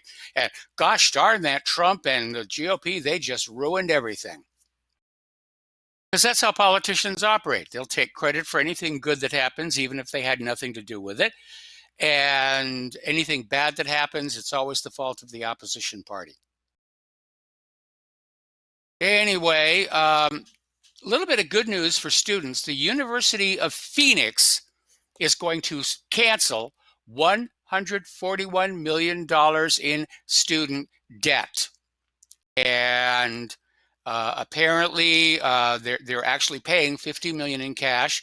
They're canceling $141 million student debt to settle allegations of deceptive advertising brought by the Federal Trade Commission. Where I know where the FTC is coming on this one, because we've all been through it. Everybody who went to college, you get lured into college with this promise that a college degree, any college degree, art history major, Sanskrit, will result in a higher paying job that will allow you to pay back those student loans in a very short interval of time. And it just doesn't work that way. And that's why so many college graduates with completely useless degrees, like art history major, they're still living with their family because every penny that they make is going to make payments on that student debt. Now, I was very fortunate in that I was able to work my way through college. I didn't have to take out a student loan. My nephew was very fortunate in that my younger brother really went on a limb and worked very, very hard so that he didn't have to take out a student loan. But there's been a dearth of financial support for college education, unless you're an illegal immigrant. Then there's all kinds of, stuff out there. But for normal, legal American kids trying to go to college, scholarships are gone, the support is gone, and all that's left out there is just this mechanism for grabbing you and jamming you onto that debt hook with the big barb on the end, just get you on there as good and hard as they can. And you go through school and you spend the money and you graduate with a degree that probably is of no use whatsoever, because even the high-tech jobs have mostly gone overseas. They're filled by the H-1B visa workers. And so these kids are stuck. And so, yeah, they have been made promises that the university and student loan system can't fulfill. All righty. We're hearing all kinds of talk about the new Chinese deal, trade deal. And it goes back and forth and back and forth. And last week, Trump was saying, well, there's going to be a new trade deal. China's going to guarantee to buy a whole bunch of our agricultural products. And, that's the deal. And then China came back and said, no, that's not what we agreed to. You agreed that you were going to cut the tariffs. Well, Trump is now saying, well, we'll cut the existing tariffs by 50% in exchange for the pledges. And the stock market was kind of bouncing around because apparently not everybody's really certain what is actually being said. So now China says that the US and China won't impose newly planned tariffs. In fact, this was supposed to happen just yesterday, but the existing tariffs remain. And I think, again, it's a bad way to be doing business. It's a bad, bad way to be doing business. China has ordered all of its government offices and public institutions to remove American-made computers amid trade negotiations between the two countries failing to progress.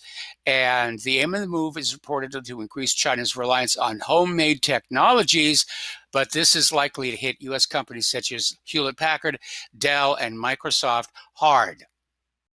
Talking about $150 billion a year in revenues from China. There's another aspect to it this article doesn't mention. China may realize that by using American-made computers, that they're basically wide open to corporate espionage. So all these machines are backdoored. And they're not just going to spy on the American people, they're going to spy on anybody they see an advantage to. Okay, over at the Vatican. Boy, the Vatican is in problems again.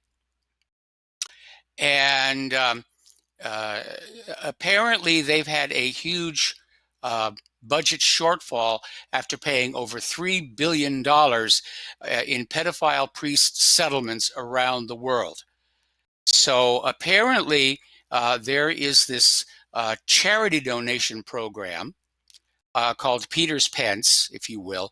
And apparently the Catholic Church has been dipping into that fund to the tune of over $50 million annually to plug holes in their out-of-control budget. In other words, a classic case of false advertising. The people going into these Catholic churches are being encouraged to throw money into this particular collection plate, saying that this is going to go help the poor. And according to the Wall Street Journal, only 10% of that money that's being donated to support the poor actually goes to support the poor. The rest of it is being used to catch these budget shortfalls because these priests cannot keep their little flies zipped here. Okay, Volkswagen is storing around 300,000 diesel vehicles at 37 facilities around the United States. And Volkswagen AG has paid more than $7.4 billion to buy back these 350,000 US diesel vehicles through mid-February. And the German automaker has been storing hundreds of thousands of vehicles around the United States for months. Volkswagen has 37 secure storage facilities around the U.S. housing all these vehicles, and the lots include a shuttered suburban Detroit football stadium, a former Minnesota paper mill, and a sun-bleached desert graveyard near Victorville, California. So, now this all had to do with the fact that Volkswagen was caught fudging the software on their cars, so that when it was in the setup to measure mileage, the engine would perform a certain way. And when the computer determined that you were actually out there driving, the engine would be reconfigured to get more bang for your buck. It was kind of a cheat. On the other hand, you know, there's 300,000 cars out there that I'm sure could be put to some use, you know, even by people who are basically willing to say, okay, I'm going to wind up paying a little bit more for the diesel fuel. But, you know, still, it's a deal for the car. I mean, if you look at how much waste is involved out there, 300,000 cars just sitting out there. Of course, I understand one of the reasons they don't want to put those on the market's already glutted. I mean, we're at the end of the current model year. They're already out there trying to sell the 2020 versions. And boy, if you actually have a steady income, boy, is it a great time to buy a car. Because the prices are just absolutely amazing. So let's see. All righty. HSBC's Swiss unit has agreed to pay $192 million in the latest U.S. tax evasion deal.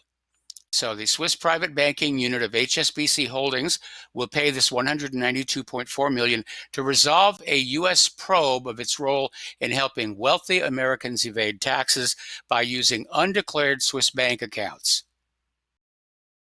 So the rich out there get richer by dumping the tax burden on ordinary Americans. Now, you probably heard last week about this very bizarre so-called piece of artwork, which was a banana duct taped to the wall, and it supposedly was appraised at and sold for some huge amount of money. It turns out that modern art is just another way to evade taxes, because this ultra-rich person will hire an artist and say, just paint me something that looks bizarre, for which they'll get paid a few $1,000s. Then the rich person takes this canvas, turns it around to a, shall we put this delicately, a friendly appraiser who says, oh, this thing is worth $20 million at least. So the rich person then turns around and donates this piece of modern art, which has been declared worth $20 million, to a local art gallery or museum and gets the $20 million write-off on their taxes.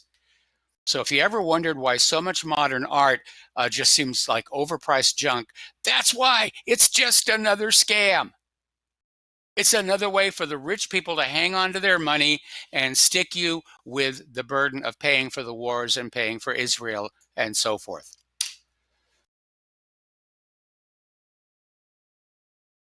All righty. Bill Holter is a financial writer, precious metals expert, is saying, in response to the question, is a default in the gold market coming soon? He's saying it's already happened. More about this when we come back from these commercials.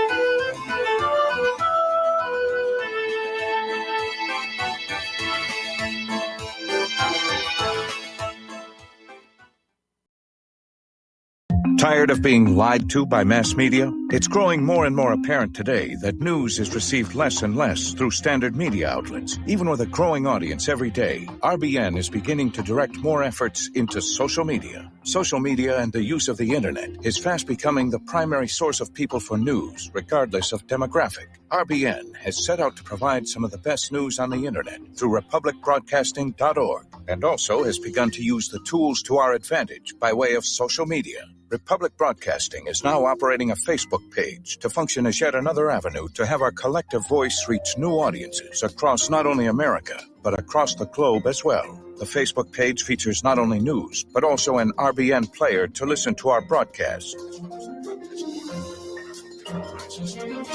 Get involved by visiting facebook.com/Republic Broadcasting and liking our page and share it with your friends and family, because you can handle the truth.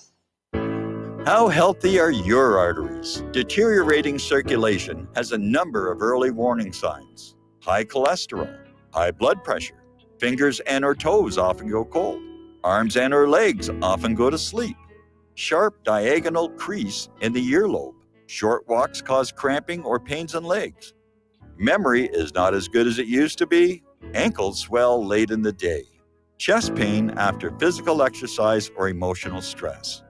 If you experience even one of these symptoms, your circulatory system is crying out for attention.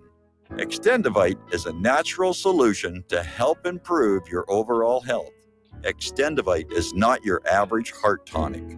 To order, call 1-877-928-8822 or visit heartdrop.com or find us on Amazon. Extend your life with Extendovite.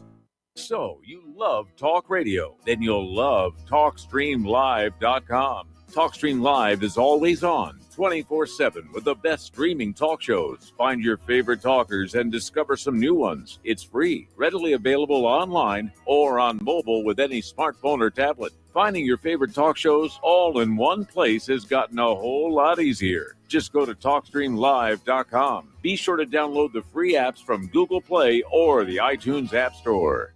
Talk Right, the conservative app offered by TalkStream Live that caters exclusively to the conservative talk radio community. Here you'll see only talk shows and podcasts from the conservative right. All the big broadcast names and online digital shows in one place. Talk Right makes it easy to find all your favorite conservative talkers with all the upscale features you come to expect from TalkStream Live. Keep up with the fast-paced political world. Download Talk Right today from Google Play or the App Store. What this country is coming to, I sure would like to know. If they don't do something by and by, the rich will live and the poor will die. Doggone, the panic is on. Can't get no way, can't draw no pay, unemployment getting worse every. And aloha, America. Welcome back to our show here. And so we're talking about Bill Holter. He is a precious metals expert, and he's responding to the question, is a default in the gold market coming soon? And Bill Holter says it's already happening. They can't deliver. Just in December alone, there are supposed to be 41 tons of gold to be delivered. COMEX only has 37 tons to deliver on.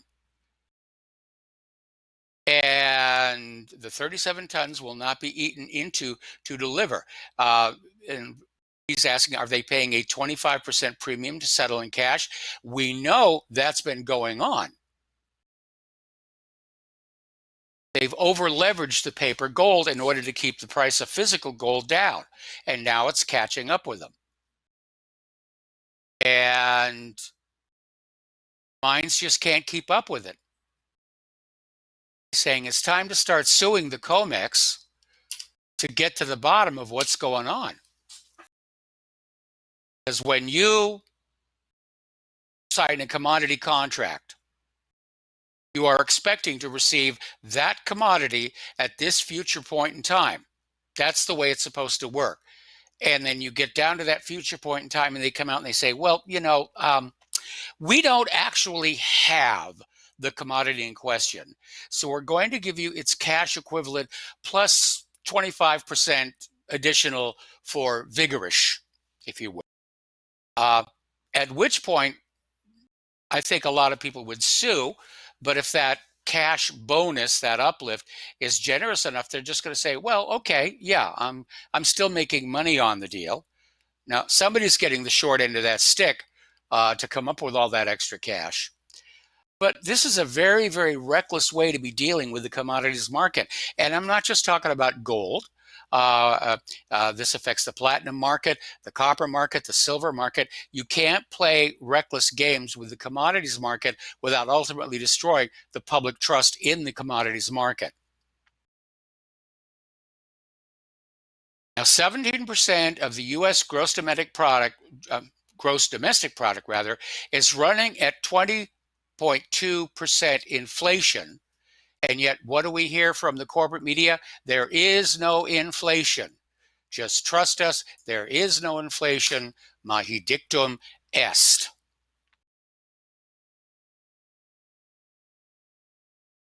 Getting on to immigration and refugees here.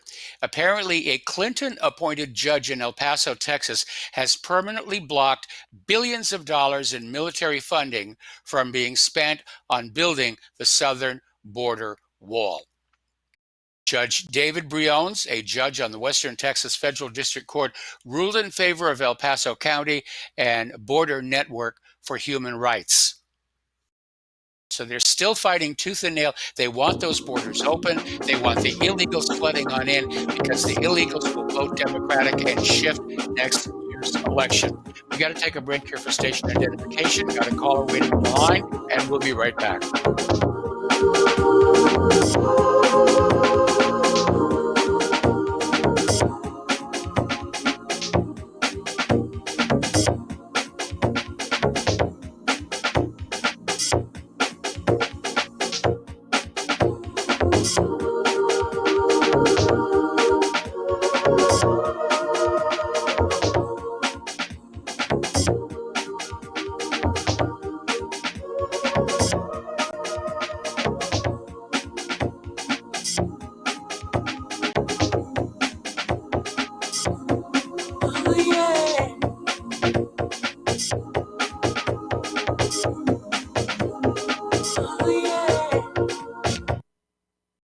Corporate media dominates the American opinion. Finding independent voices that counter this avalanche is becoming increasingly difficult. With the endless corruption running rampant throughout our government, independent voices are needed more than ever to battle the offensive against our freedoms and liberties. As a listener of RBN, no one understands this concept better than you.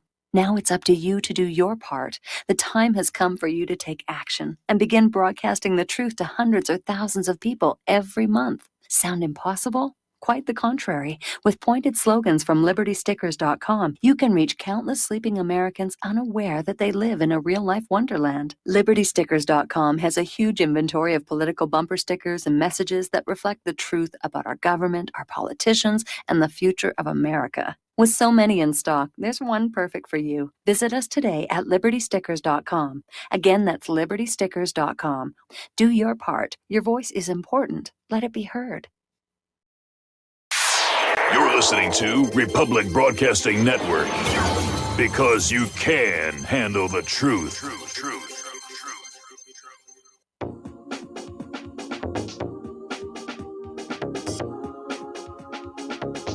What really happened with your host, Mike Rivero. The history the government hopes you never learn. Here is your host, Michael Rivero.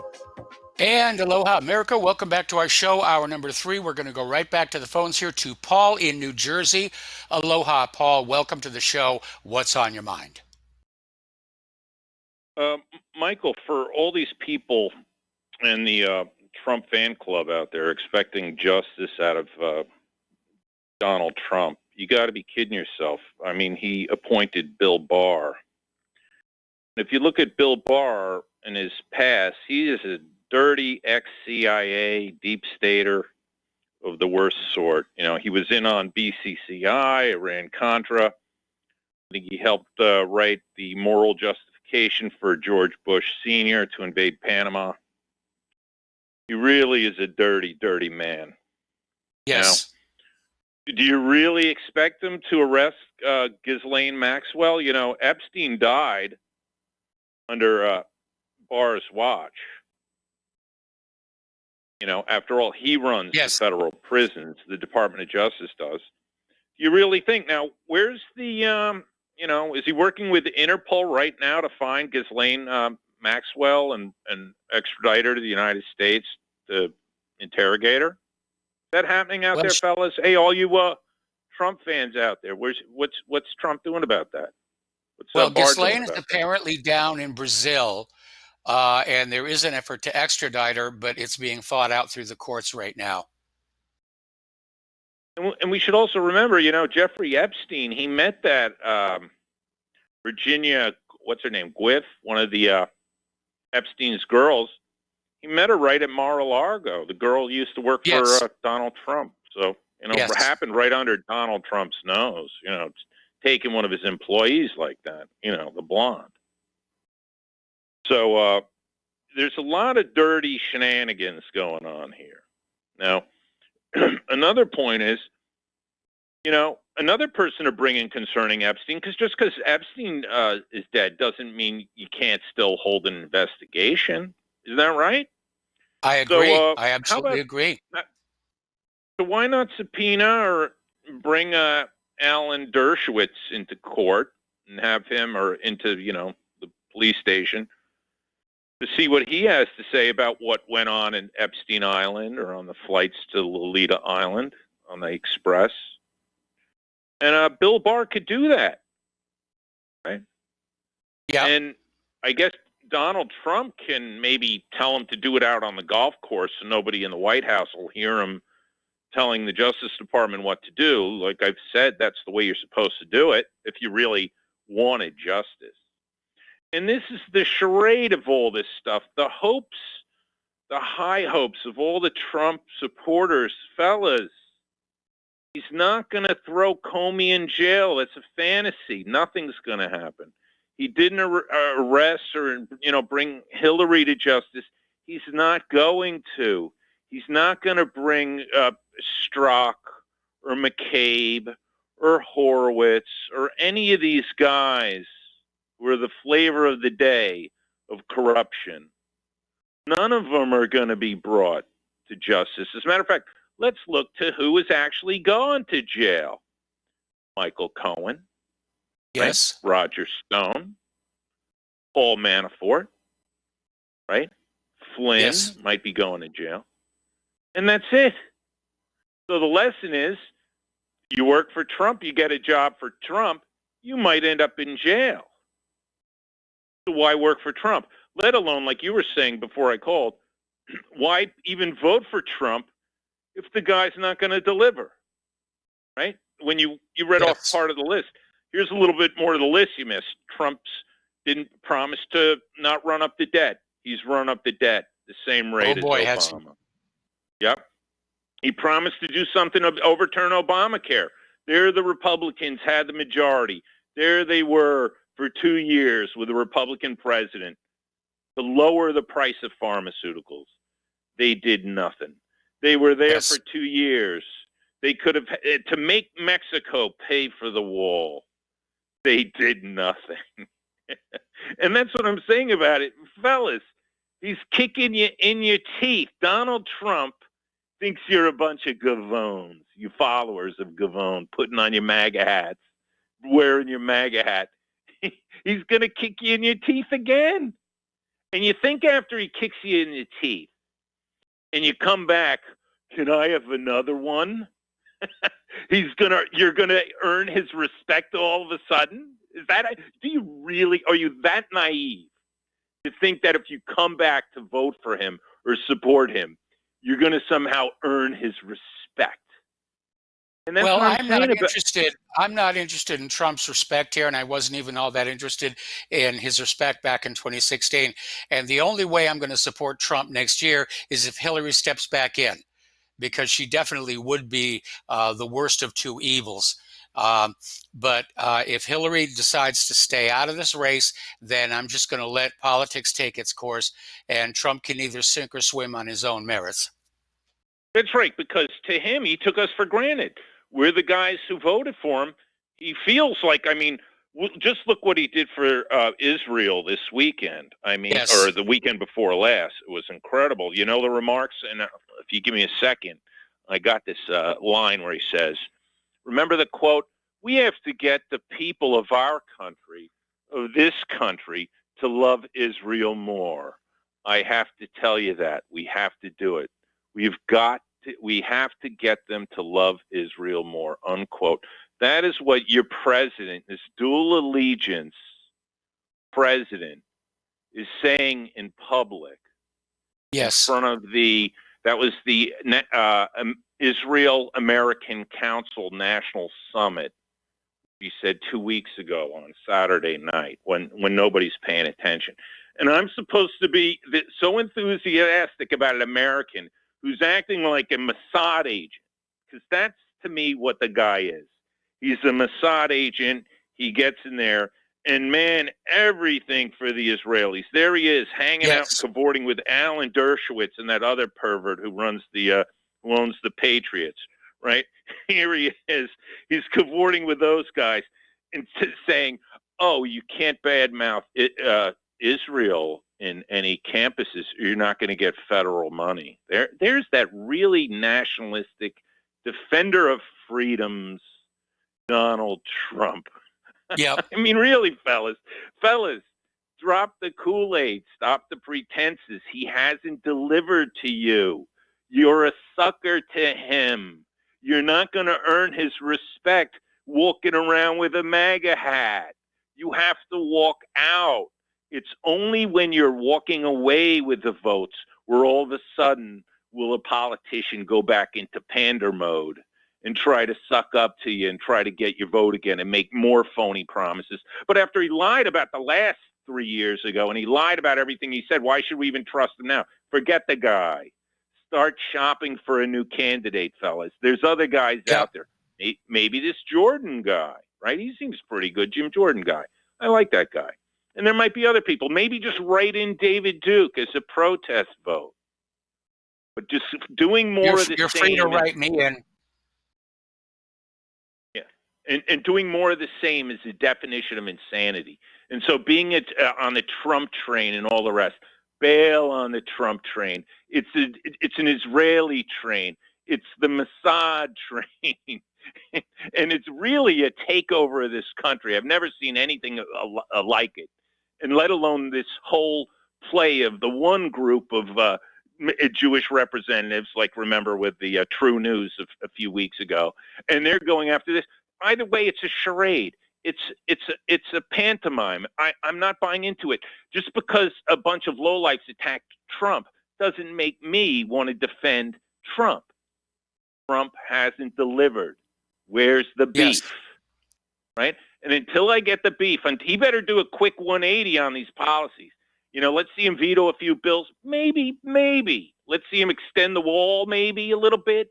A decent wall that can't be hopped over real easy. Maybe, but otherwise, no, Mr. Trump, you sold out your constituency. I'll take my vote elsewhere. All right? And I hope, and we need millions of us backstabbed Trump supporters back in 2016. We got to be vocal. We got to tell it to Mr. Trump. We got to tell it to other future candidates, right?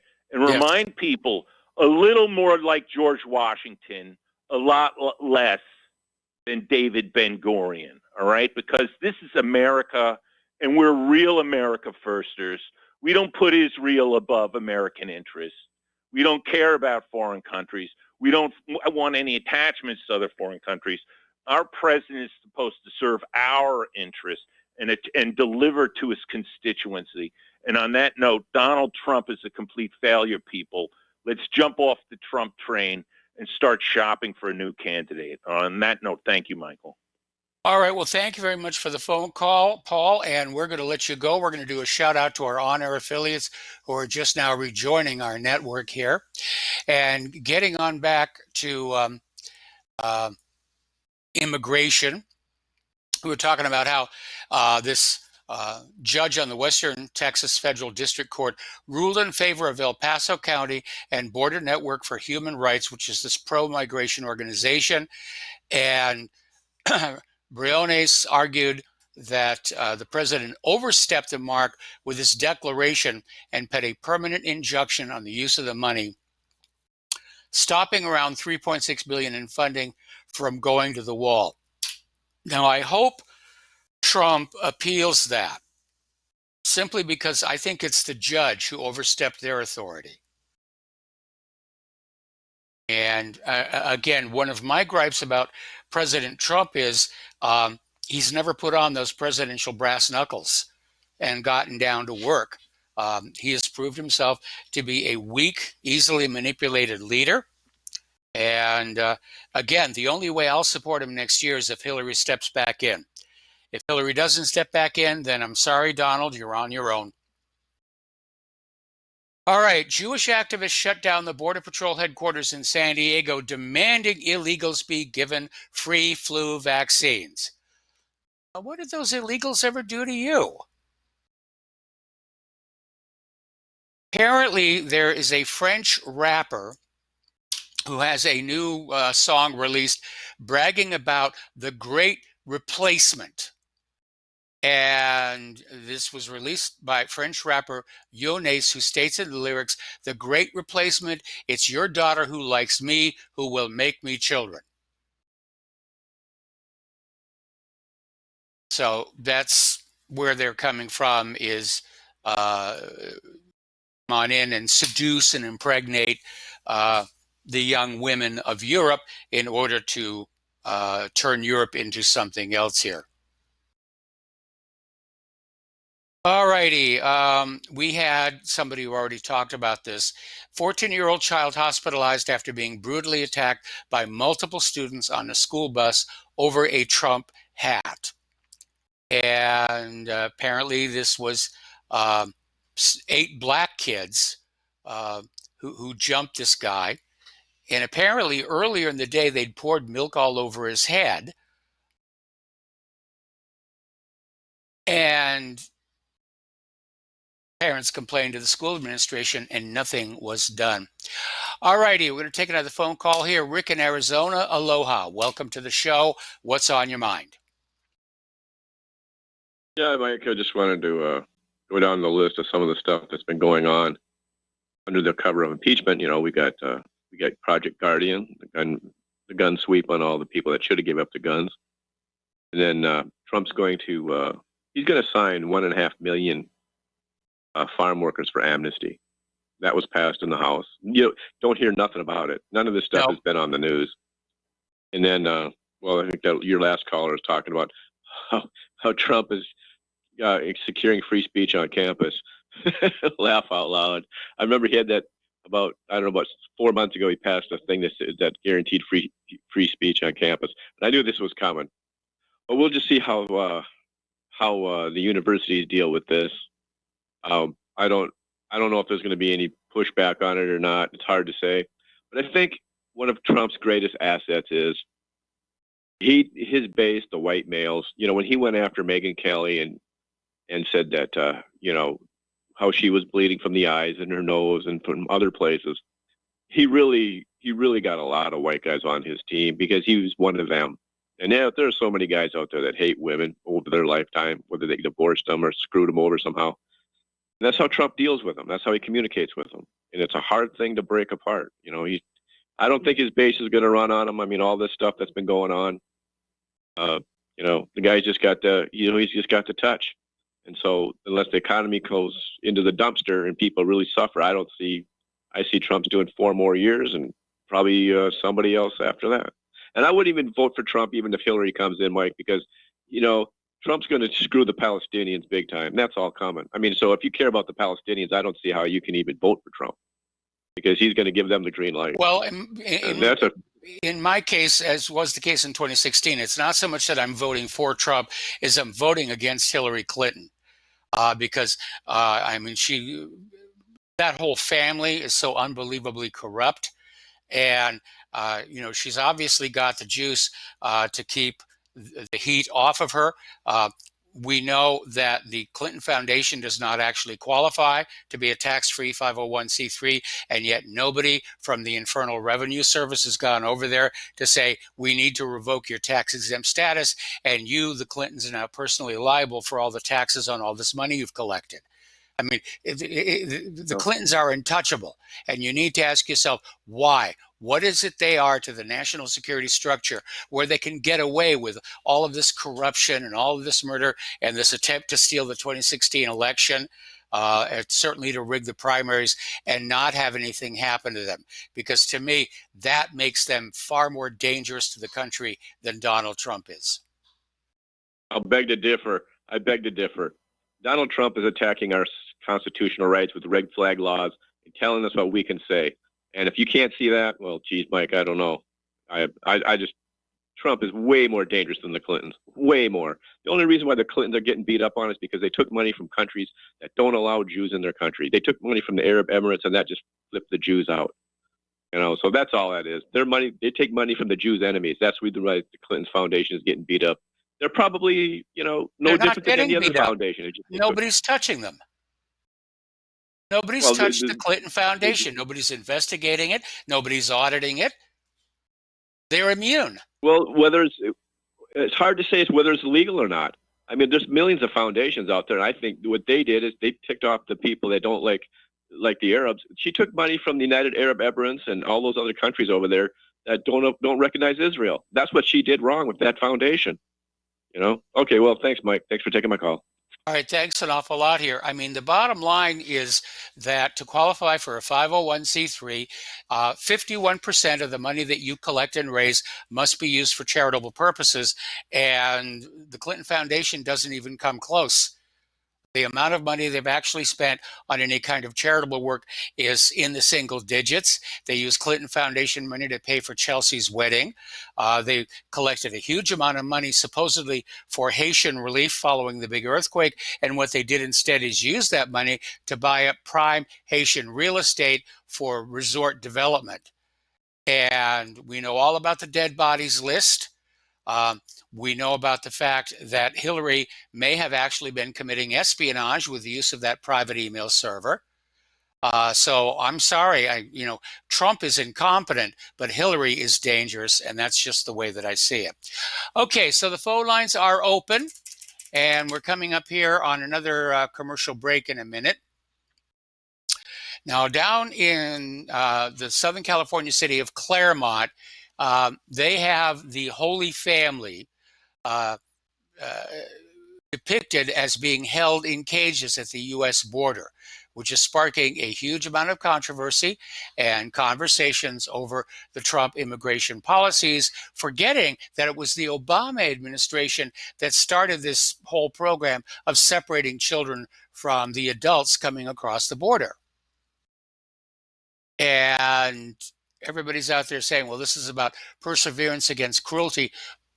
This has got nothing to do with cruelty. This has to do with people who are breaking our laws by stepping across that border. That's what it's about. We'll be right back after these few words.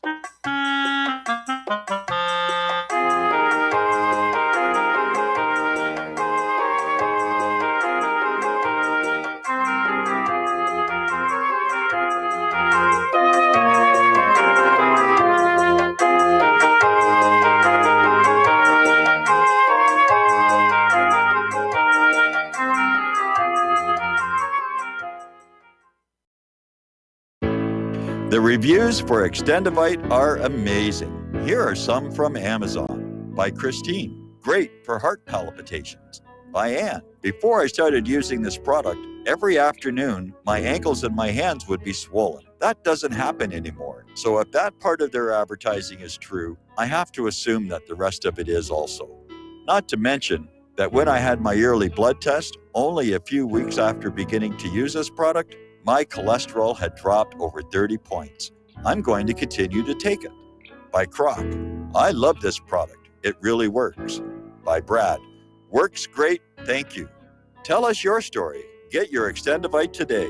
To order, call 1-877-928-8822. That's 1-877-928-8822 or visit heartdrop.com. Extend your life with Extendovite. Folks, we're living in a world the likes of which we've never perceived any clearer than we do now. The plan for global governance has been in the works for generations and would have likely been achieved by now, but for the fact that the globalists left open their Achilles heel. With all their tools, Federal Reserve System, fiat currency, no child left behind, and then Common Core education introduced to our schools to dumb us down, vaccines, pharmaceuticals to lobotomize us, GMO foods, insertion of compromised or bought and paid for politicians, judges, mainstream media propaganda, all pieced together like a puzzle designed to ultimately bring the world under submission. But with all their strategy, they forgot one thing: knowledge. And knowledge is power. With knowledge, their bombardment is nullified. Folks, with that, as brilliant and knowledgeable as you've become, among the wisest audience of any radio audience in the world, and you are, I want you to take a moment to reflect and ask yourself, how much of that knowledge did I obtain from Republic Broadcasting Network? How high has my consciousness been raised since I've been a listener? How fast am I now able to discriminate truth from fake news by being a Republic Broadcasting listener? How clear am I now able to see the world since I've been listening to RBN? Ask yourselves those questions, folks. Then ask yourself, what is that knowledge worth to me? Like my morning coffee, how would I survive without it? A voice of truth in a sea of lies. Do we not all need to make sure it survives? Like public broadcasting, we are now finding we can only survive with listener support. Censorship, advertisers being attacked, truth itself being attacked. It's the only way through this. We at Republic Broadcasting humbly ask you to become a supporter. Look at your budget and make a determination of what Republic Broadcasting is worth to you and what you can afford on a monthly basis. Go to republicbroadcasting.org and pledge 20, 30, 40, 50, if possible, 100 a month or more if it's affordable. Click the donate button and become a regular monthly donor. Assure both us and yourself that Republic Broadcasting truth will continue to flow like that morning coffee. The network thanks you. On the 5th day of global warming, Al Gore gave to me 5 dropping polar bears, $4 gas, 3 felt automakers, 2 melting ice caps, and a fear-mongering documentary. And aloha, America. Welcome back to our show here. And we're talking about the economic news, about immigration, about homelessness here. And we are now hearing reports of a second major annual conference that used to go to San Francisco every year. They have now decided from now on they're going to go to Las Vegas. Now, the company is based in Redwood City, which is right next to San Francisco. But because of all the poo in the streets, the discarded drug needles, and the human filth and the steak, Open World, which is this annual conference put on by tech giant Oracle, is now shifting to Las Vegas and will hold all their conventions there for the foreseeable future. Now, here's a really good one. Over in Seattle, they were going to have this little conference, if you will, an annual conference on solving homelessness. Oh my goodness, we've got to solve homelessness. Sounds like a really good idea.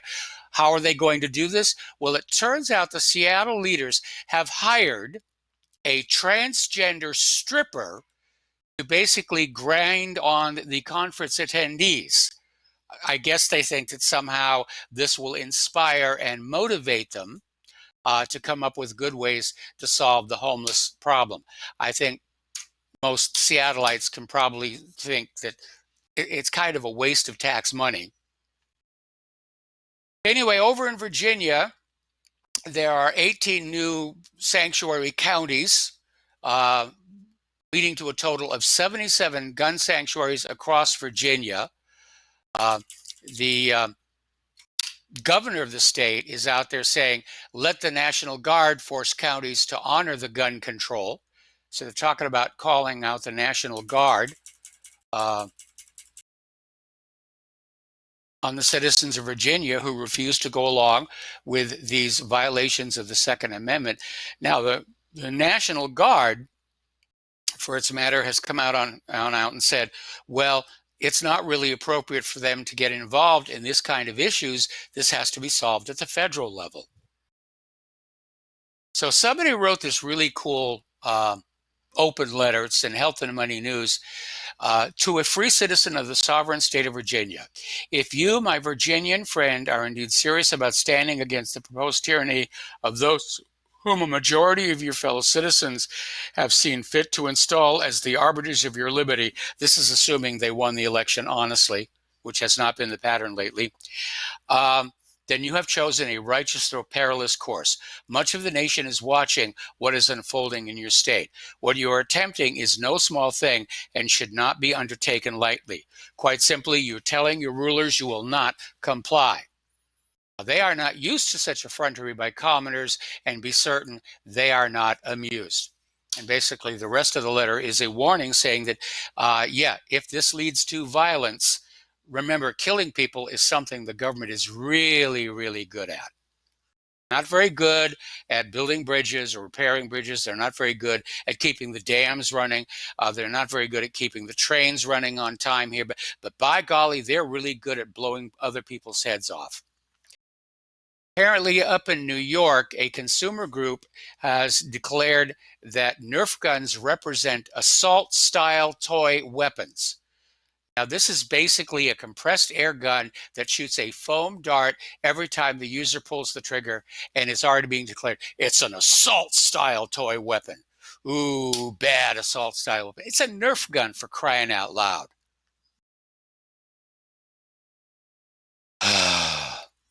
Also up in New York, there's a bill working its way through the state legislature would require all public colleges and universities in the state to make abortion medication available to students paid for with taxpayer funds. Now, here's an interesting little story, because there is this guy who forced his date to take an abortion pill, and he's being charged with murder. Well, whatever happened to that, it's only a blob of protoplasm that the woman can get rid of anytime she wants. Because I'm sensing a little bit of a double standard here in the approach. And that's been kind of my complaint about it all along, that it's always, it's the woman's choice. It's the woman's point of view. Husbands don't have anything to say about it. Boyfriends don't have anything to say about it. Fathers don't have anything to say about it. If it's the woman who kills off the unborn child, it's just a blob of protoplasm. If it's the guy who gives the girl a pill, a morning after pill, we're talking about the cells haven't even had time to differentiate yet, then it's declared a murder and he's in legal trouble. I think it needs to be one set of rules for everybody. And stop trying to think that you can engineer away the world's problems with biased, unfair laws. It just does not work that way. Okay, we're going to be taking another break here for commercials. The phone lines are open, 800-313-9443, and we will be right back just as soon as the music starts, which should be right about now. There it is.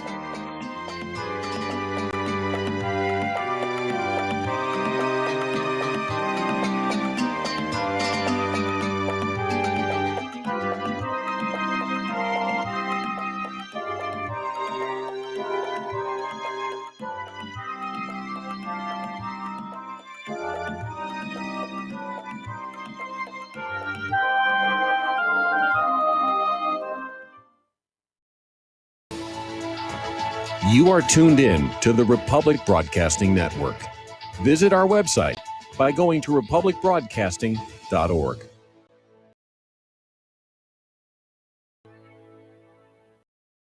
It happens more often than we can imagine. In my case, I was sitting at home, and out of nowhere, I just started feeling uncomfortable. Then it got worse, and I started perspiring. I tried to ignore it, but I waited too long. The chest pain came as we were driving to the hospital emergency. I felt my life clock begin to tick. I barely survived. There was lots of damage done to my heart. What do I do now? I was lucky. I took a leap of faith and tried a 7-herb formula with hawthorn, garlic, cayenne, and more called Extendivite. Herbs have been used for thousands of years to keep us healthy. If you're not using Extendivite as a preventative supplement, maybe it's time to start. To order, call 1-877-928-8822 or visit heartdrop.com. Extend your life with Extendovite. Tired of being lied to by mass media? It's growing more and more apparent today that news is received less and less through standard media outlets. Even with a growing audience every day, RBN is beginning to direct more efforts into social media. Social media and the use of the internet is fast becoming the primary source of people for news, regardless of demographic. RBN has set out to provide some of the best news on the internet through republicbroadcasting.org, and also has begun to use the tools to our advantage by way of social media. Republic Broadcasting is now operating a Facebook page to function as yet another avenue to have our collective voice reach new audiences across not only America, but across the globe as well. The Facebook page features not only news, but also an RBN player to listen to our broadcast. Get involved by visiting facebook.com/Republic Broadcasting and liking our page and share it with your friends and family, because you can handle the truth. Hey, honey, I'm home. I grabbed the newspaper on the way home. Look at all the news today. The newspaper? Don't you know that all you're going to get in the newspaper is propaganda, twisted news, and false information? Honey, this is a national newspaper. It has to be true. Ha! For some reason, a majority of the population believe anything the mainstream media tells them. The newspaper does not give out the important attention on what's happening to this country and news that affects our daily lives. Say, does that newspaper mention anything about the North American Union? No, not that I can see. I didn't think so. You need to go to www.newswithviews.com, where truth is more important than political correctness. That's www.newswithviews.com. Hey, don't throw that away. We can use that in the birdcage. Okay, move over. Let me start reading newswithviews.com. The truth? Read all about it at newswithviews.com. Newswithviews.com, where reality shatters illusion. If you got the money, honey, we got the bombs. We'll plant 'em anywhere you like and blow up anyone. Whip this world into a frenzy, killing babies, dads, and moms. If you got the money, honey, we got the bombs. If you got the money, well, we won't say we did. The tower. And aloha, America. Welcome back to our show here. Now, there's a very alarming article over here, and it has to do, this is in the Daily Mail over in Great Britain. And we have noted of late this tendency for these transgender clinics and doctors to just start transitioning children, little tiny kids here. And according to new research, okay, up to 25% of these children being treated at transgender clinics may simply be autistic. And it's being misdiagnosed as gender dysphoria.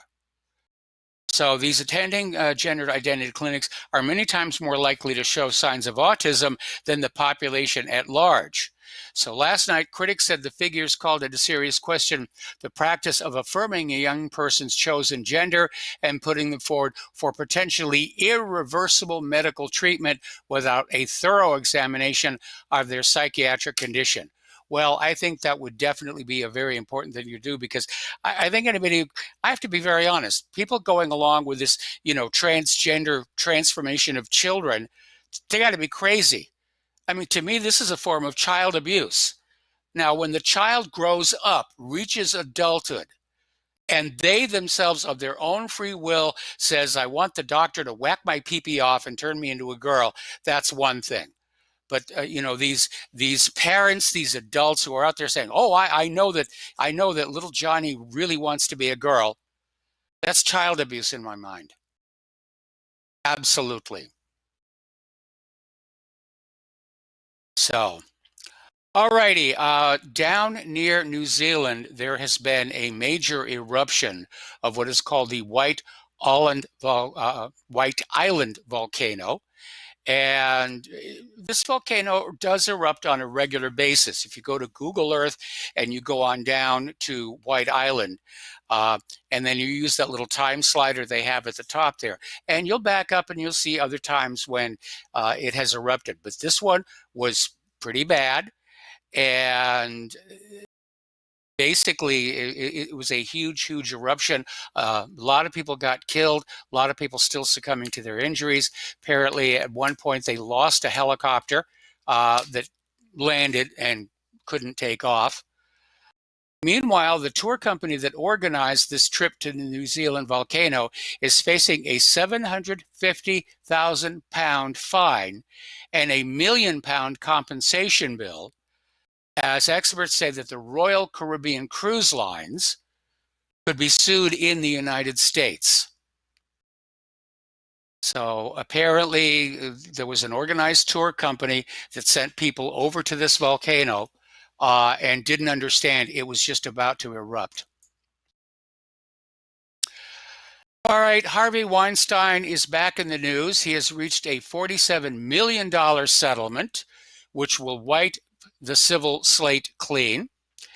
And basically, according to the Wall Street Journal, Harvey Weinstein, his former associates, insurers, and accusers have all reached a nearly $47 million tentative settlement of all the civil cases pending against him, about $25 million of which will compensate women who've accused the Hollywood producer of sexual misconduct.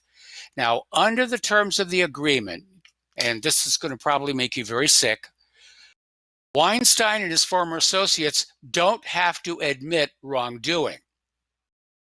And even better for Weinstein, the bulk of the settlement money will be paid not by him, but by his insurance policies, including those held by his former studio. So this guy basically is walking out of court. He doesn't have to admit he did wrong, and he doesn't have to pay the settlement. Boy, talk about, a justice system that is clearly broken. And I know I'm going to get emails saying, well, he's lost his career. Hasn't he suffered enough? I lost my career back during the Vince Foster case. I've suffered enough. But anyway, let's get back to the Boeing 737 MAX. Boeing has really messed up. Apparently, the FAA analysis showed that there was a flaw in the 737 MAX that would likely result in a fatal crash every 2 to 3 years. But the FAA allowed the planes to carry on flying months before the second accident. It's only a bunch of tourists and everything. The FAA calculated that the Boeing 737 MAX could crash 15 times and kill 3,000 people, but refused to revoke its certification. Meanwhile, Boeing is facing a $3.9 million fine for installing faulty parts on 737 aircraft. And the FAA said that Boeing did not sufficiently oversee its suppliers to make sure they complied with its quality assurance system. And again, Michael Crichton had a book out called Airframe. It'll never be made into a movie, but it is definitely worth reading. And it is about the way these issues are handled at airline companies. FAA said Boeing was made aware of the issues by suppliers and still certified the jets as airworthy, which proved not to be the case. Well, now the situation has changed dramatically. Boeing could suspend or even cut output of the 737 MAX planes, with a pause in production seen as the most viable option after the two deadly crashes. And in part, this has been brought about by investors in Boeing who are getting tired of all the rosy predictions, and it's going to be fine, and it's going to be back in the air, none of which have come to pass. And a lot of people are very, very concerned that Boeing used to run its aviation business kind of in two separated areas. One was the civilian product, which had a high quality assurance program and made sure the planes worked really well. Then there was the military side, which tended a little bit more to be, shall we say, cutting corners and value engineering, and that over the last several years, Boeing has kind of merged the management structure of both those two divisions. So now they're basically building the 737 MAXs with the same care that they used to build their military aircraft, which, by the way, if you look at it, military aircraft are not expected to have a long lifetime,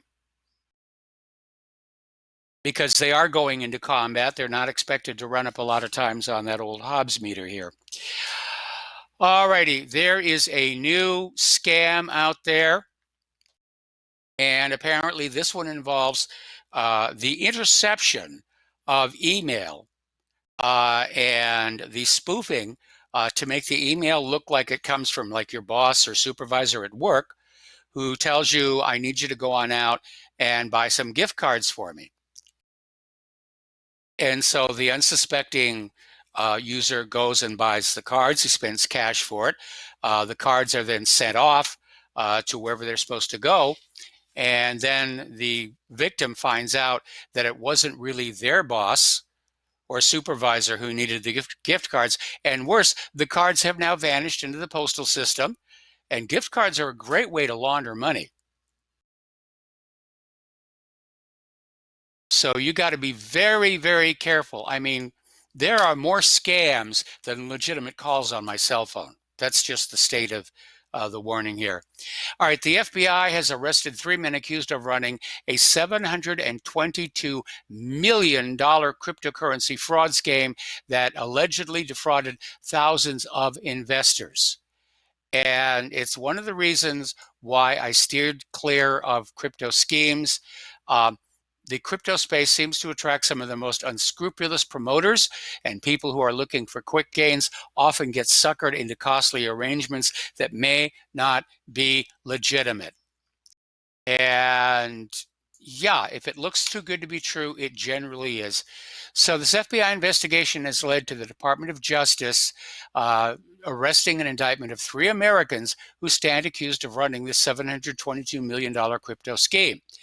And apparently the men are charged by indictment with conspiracy to offer and sell unregistered securities, which is apparently the new definition. Another scam that was out there you need to be aware of. A guy was in the middle of selling his old home and buying his new home, and somebody got on in and spoofed an email from the title company as to where he was supposed to send the money to secure the title. Then a week later, he gets a phone call from the real title company. The money has disappeared. And in this case, fortunately, the title company stepped up to help him with a down payment on the new place. But, you know, he basically got set back 15 years. And what really angers me is you've got all these FBI agents out there who are so busy trying to bring down the President of the United States of America that they are not looking to get these cyber criminals. Yes, the FBI got these three that had to do $722 million worth of damage before they would be noticed. But we know that cybercrime is completely out of control in this country. Nobody really seems to care. All righty, something else you need to be aware of. It would be very reckless of you to leave your electronics in your vehicle, your tablets and your cell phones, because apparently thieves are now using these little apps that locate Bluetooth portals, and they'll walk around the car until they get a signal, and they'll know, oh, their iPhone, their tablet is right here on the back floor underneath what appears to be an old smelly blanket. And so that's where they'll break into the car. They don't have to break into the rest of the car. They've used the app to locate where your electronics are. Okay. This is one of the reasons why I don't like subscription software. Because I've seen this happen before, but this is the latest one. Now, there used to be a company called SecureROM. And it was a really bad digital rights management used by several publishers to protect video games, by which it mostly just annoyed legitimate buyers, got some of those publishers sued, and ultimately made the game unplayable on modern operating systems. And the track record is so bad, you'd kind of have to wonder, why is anybody bothering with this stuff? Because the cyber criminals just blow right past all this stuff. So back in 2010, Disney released the game Tron Evolution. The game was laced with secure ROM and suffered many of the same problems previously described.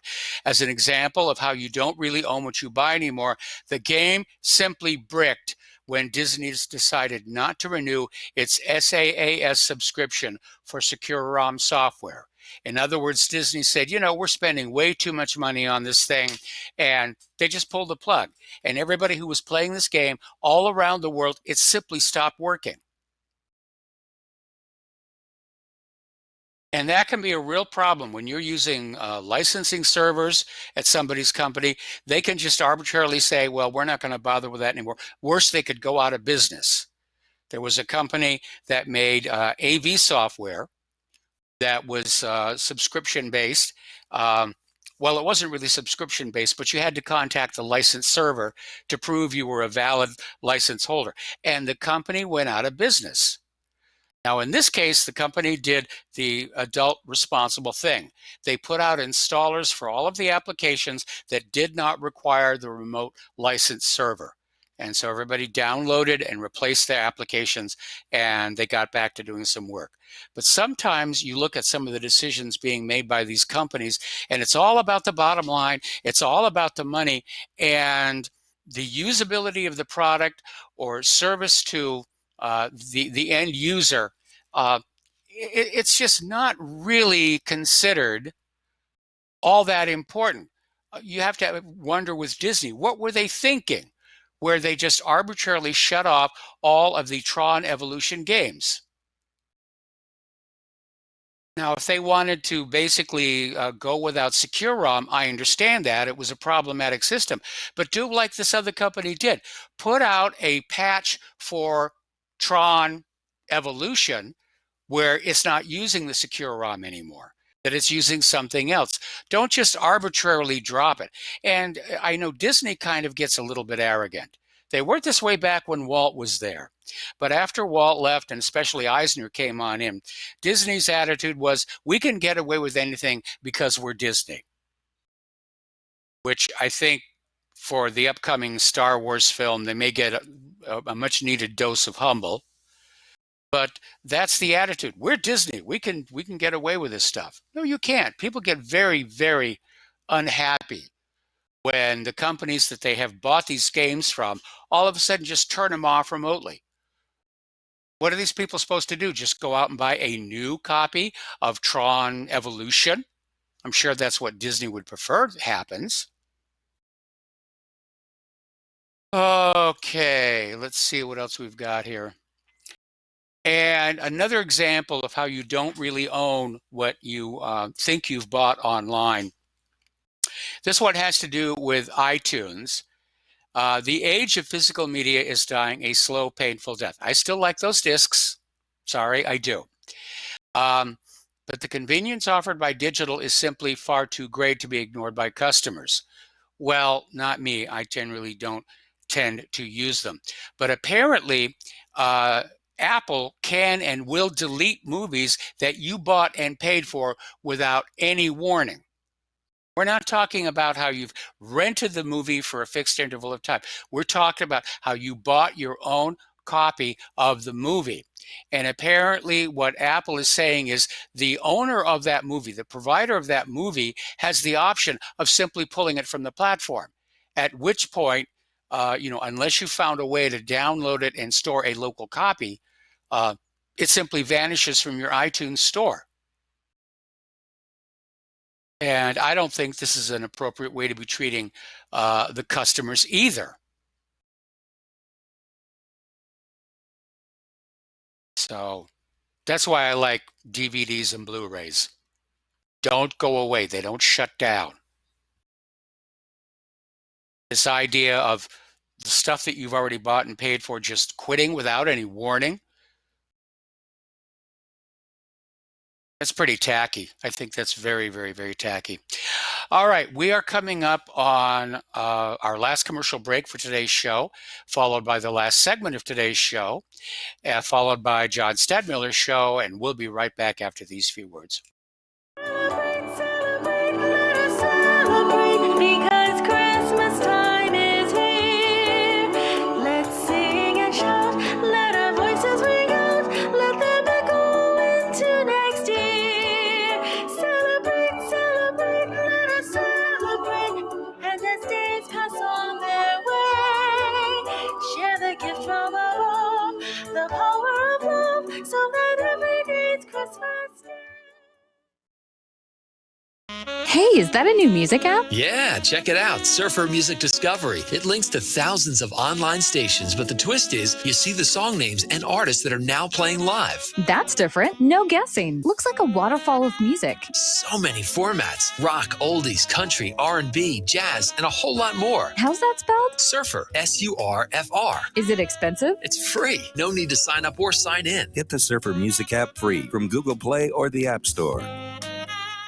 So, you love talk radio? Then you'll love TalkStreamLive.com. TalkStream Live is always on, 24/7, with the best streaming talk shows. Find your favorite talkers and discover some new ones. It's free, readily available online or on mobile with any smartphone or tablet. Finding your favorite talk shows all in one place has gotten a whole lot easier. Just go to TalkStreamLive.com. Be sure to download the free apps from Google Play or the iTunes App Store.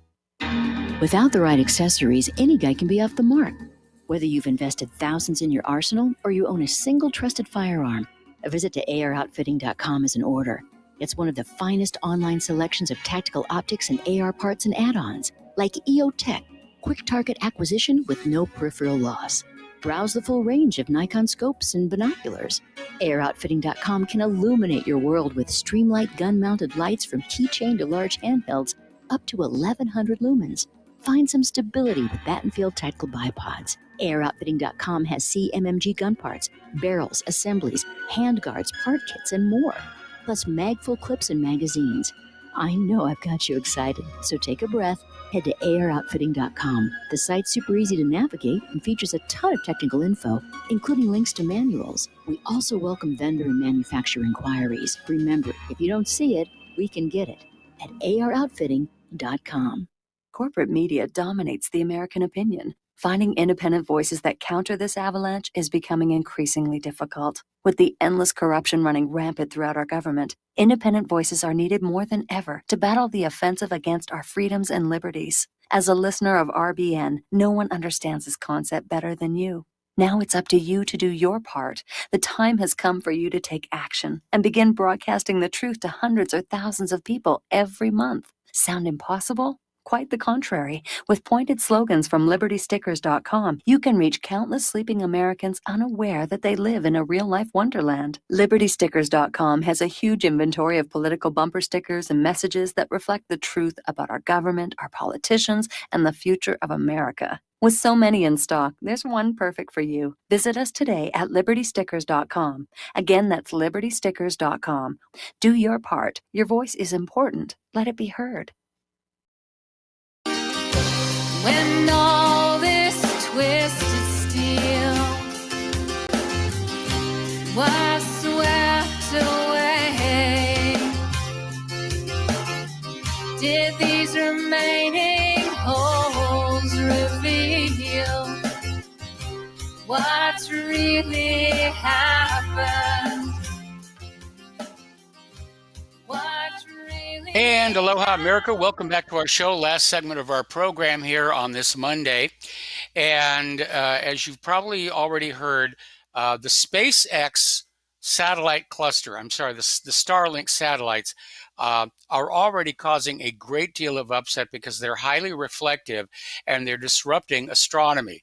And the case was made where at one of these South American observatories, the satellites coming through the field of view something like 19 times in one night, which just really ruined things. So apparently SpaceX is saying that from now on, the Starlink satellites will be treated with a special coating designed to make the spacecraft less reflective and less likely to interfere with space observations.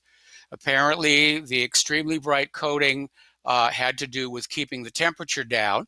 And they're saying that in order to have this less reflective satellite, it's going to have to operate at a lower degree of power. This, of course, won't solve the problem of the existing constellation of Starlink satellites, which are already up there. And frankly, I think somebody should have been thinking about this before they launched the first one. I think this was a very, very reckless situation. Okay, if you have an older version of the Samsung Smart TV, the BBC iPlayer will quit working. And it's caused by a software glitch. It prevents the BBC's iPlayer streaming service from running on many of the Samsung's smart TVs. Affected owners are being advised to download a software update. But the patch does not work on older models, which will have to wait until next year to get a separate fix. So the BBC has said that it expects thousands, but not tens of thousands of screens to be unable to use its catch-up service over Christmas as a consequence. Alrighty, if you're using the Ultimate add-ons for Beaver Builder or Ultimate add-ons for Elementor and have not updated them lately, you are apparently wide open to have your WordPress site hacked. And apparently hackers have already started exploiting this vulnerability in the wild within 2 days of its discovery in order to compromise vulnerable WordPress websites and install a malicious backdoor for later access.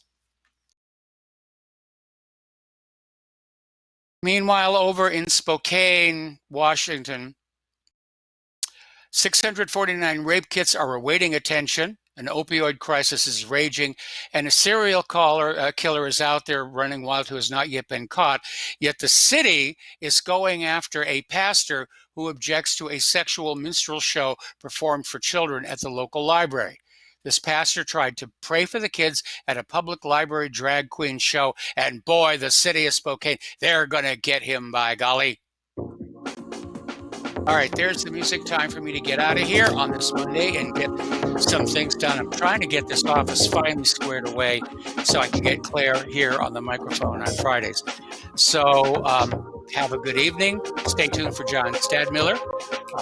And please spread the word of RBN. Spread the word of whatreallyhappened.com. Please donate. We need all the help we can get. We've been good little girls and boys this year.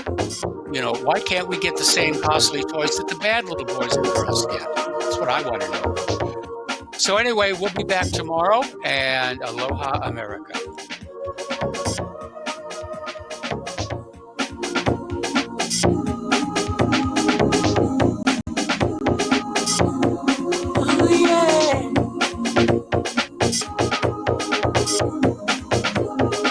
Oh, yeah.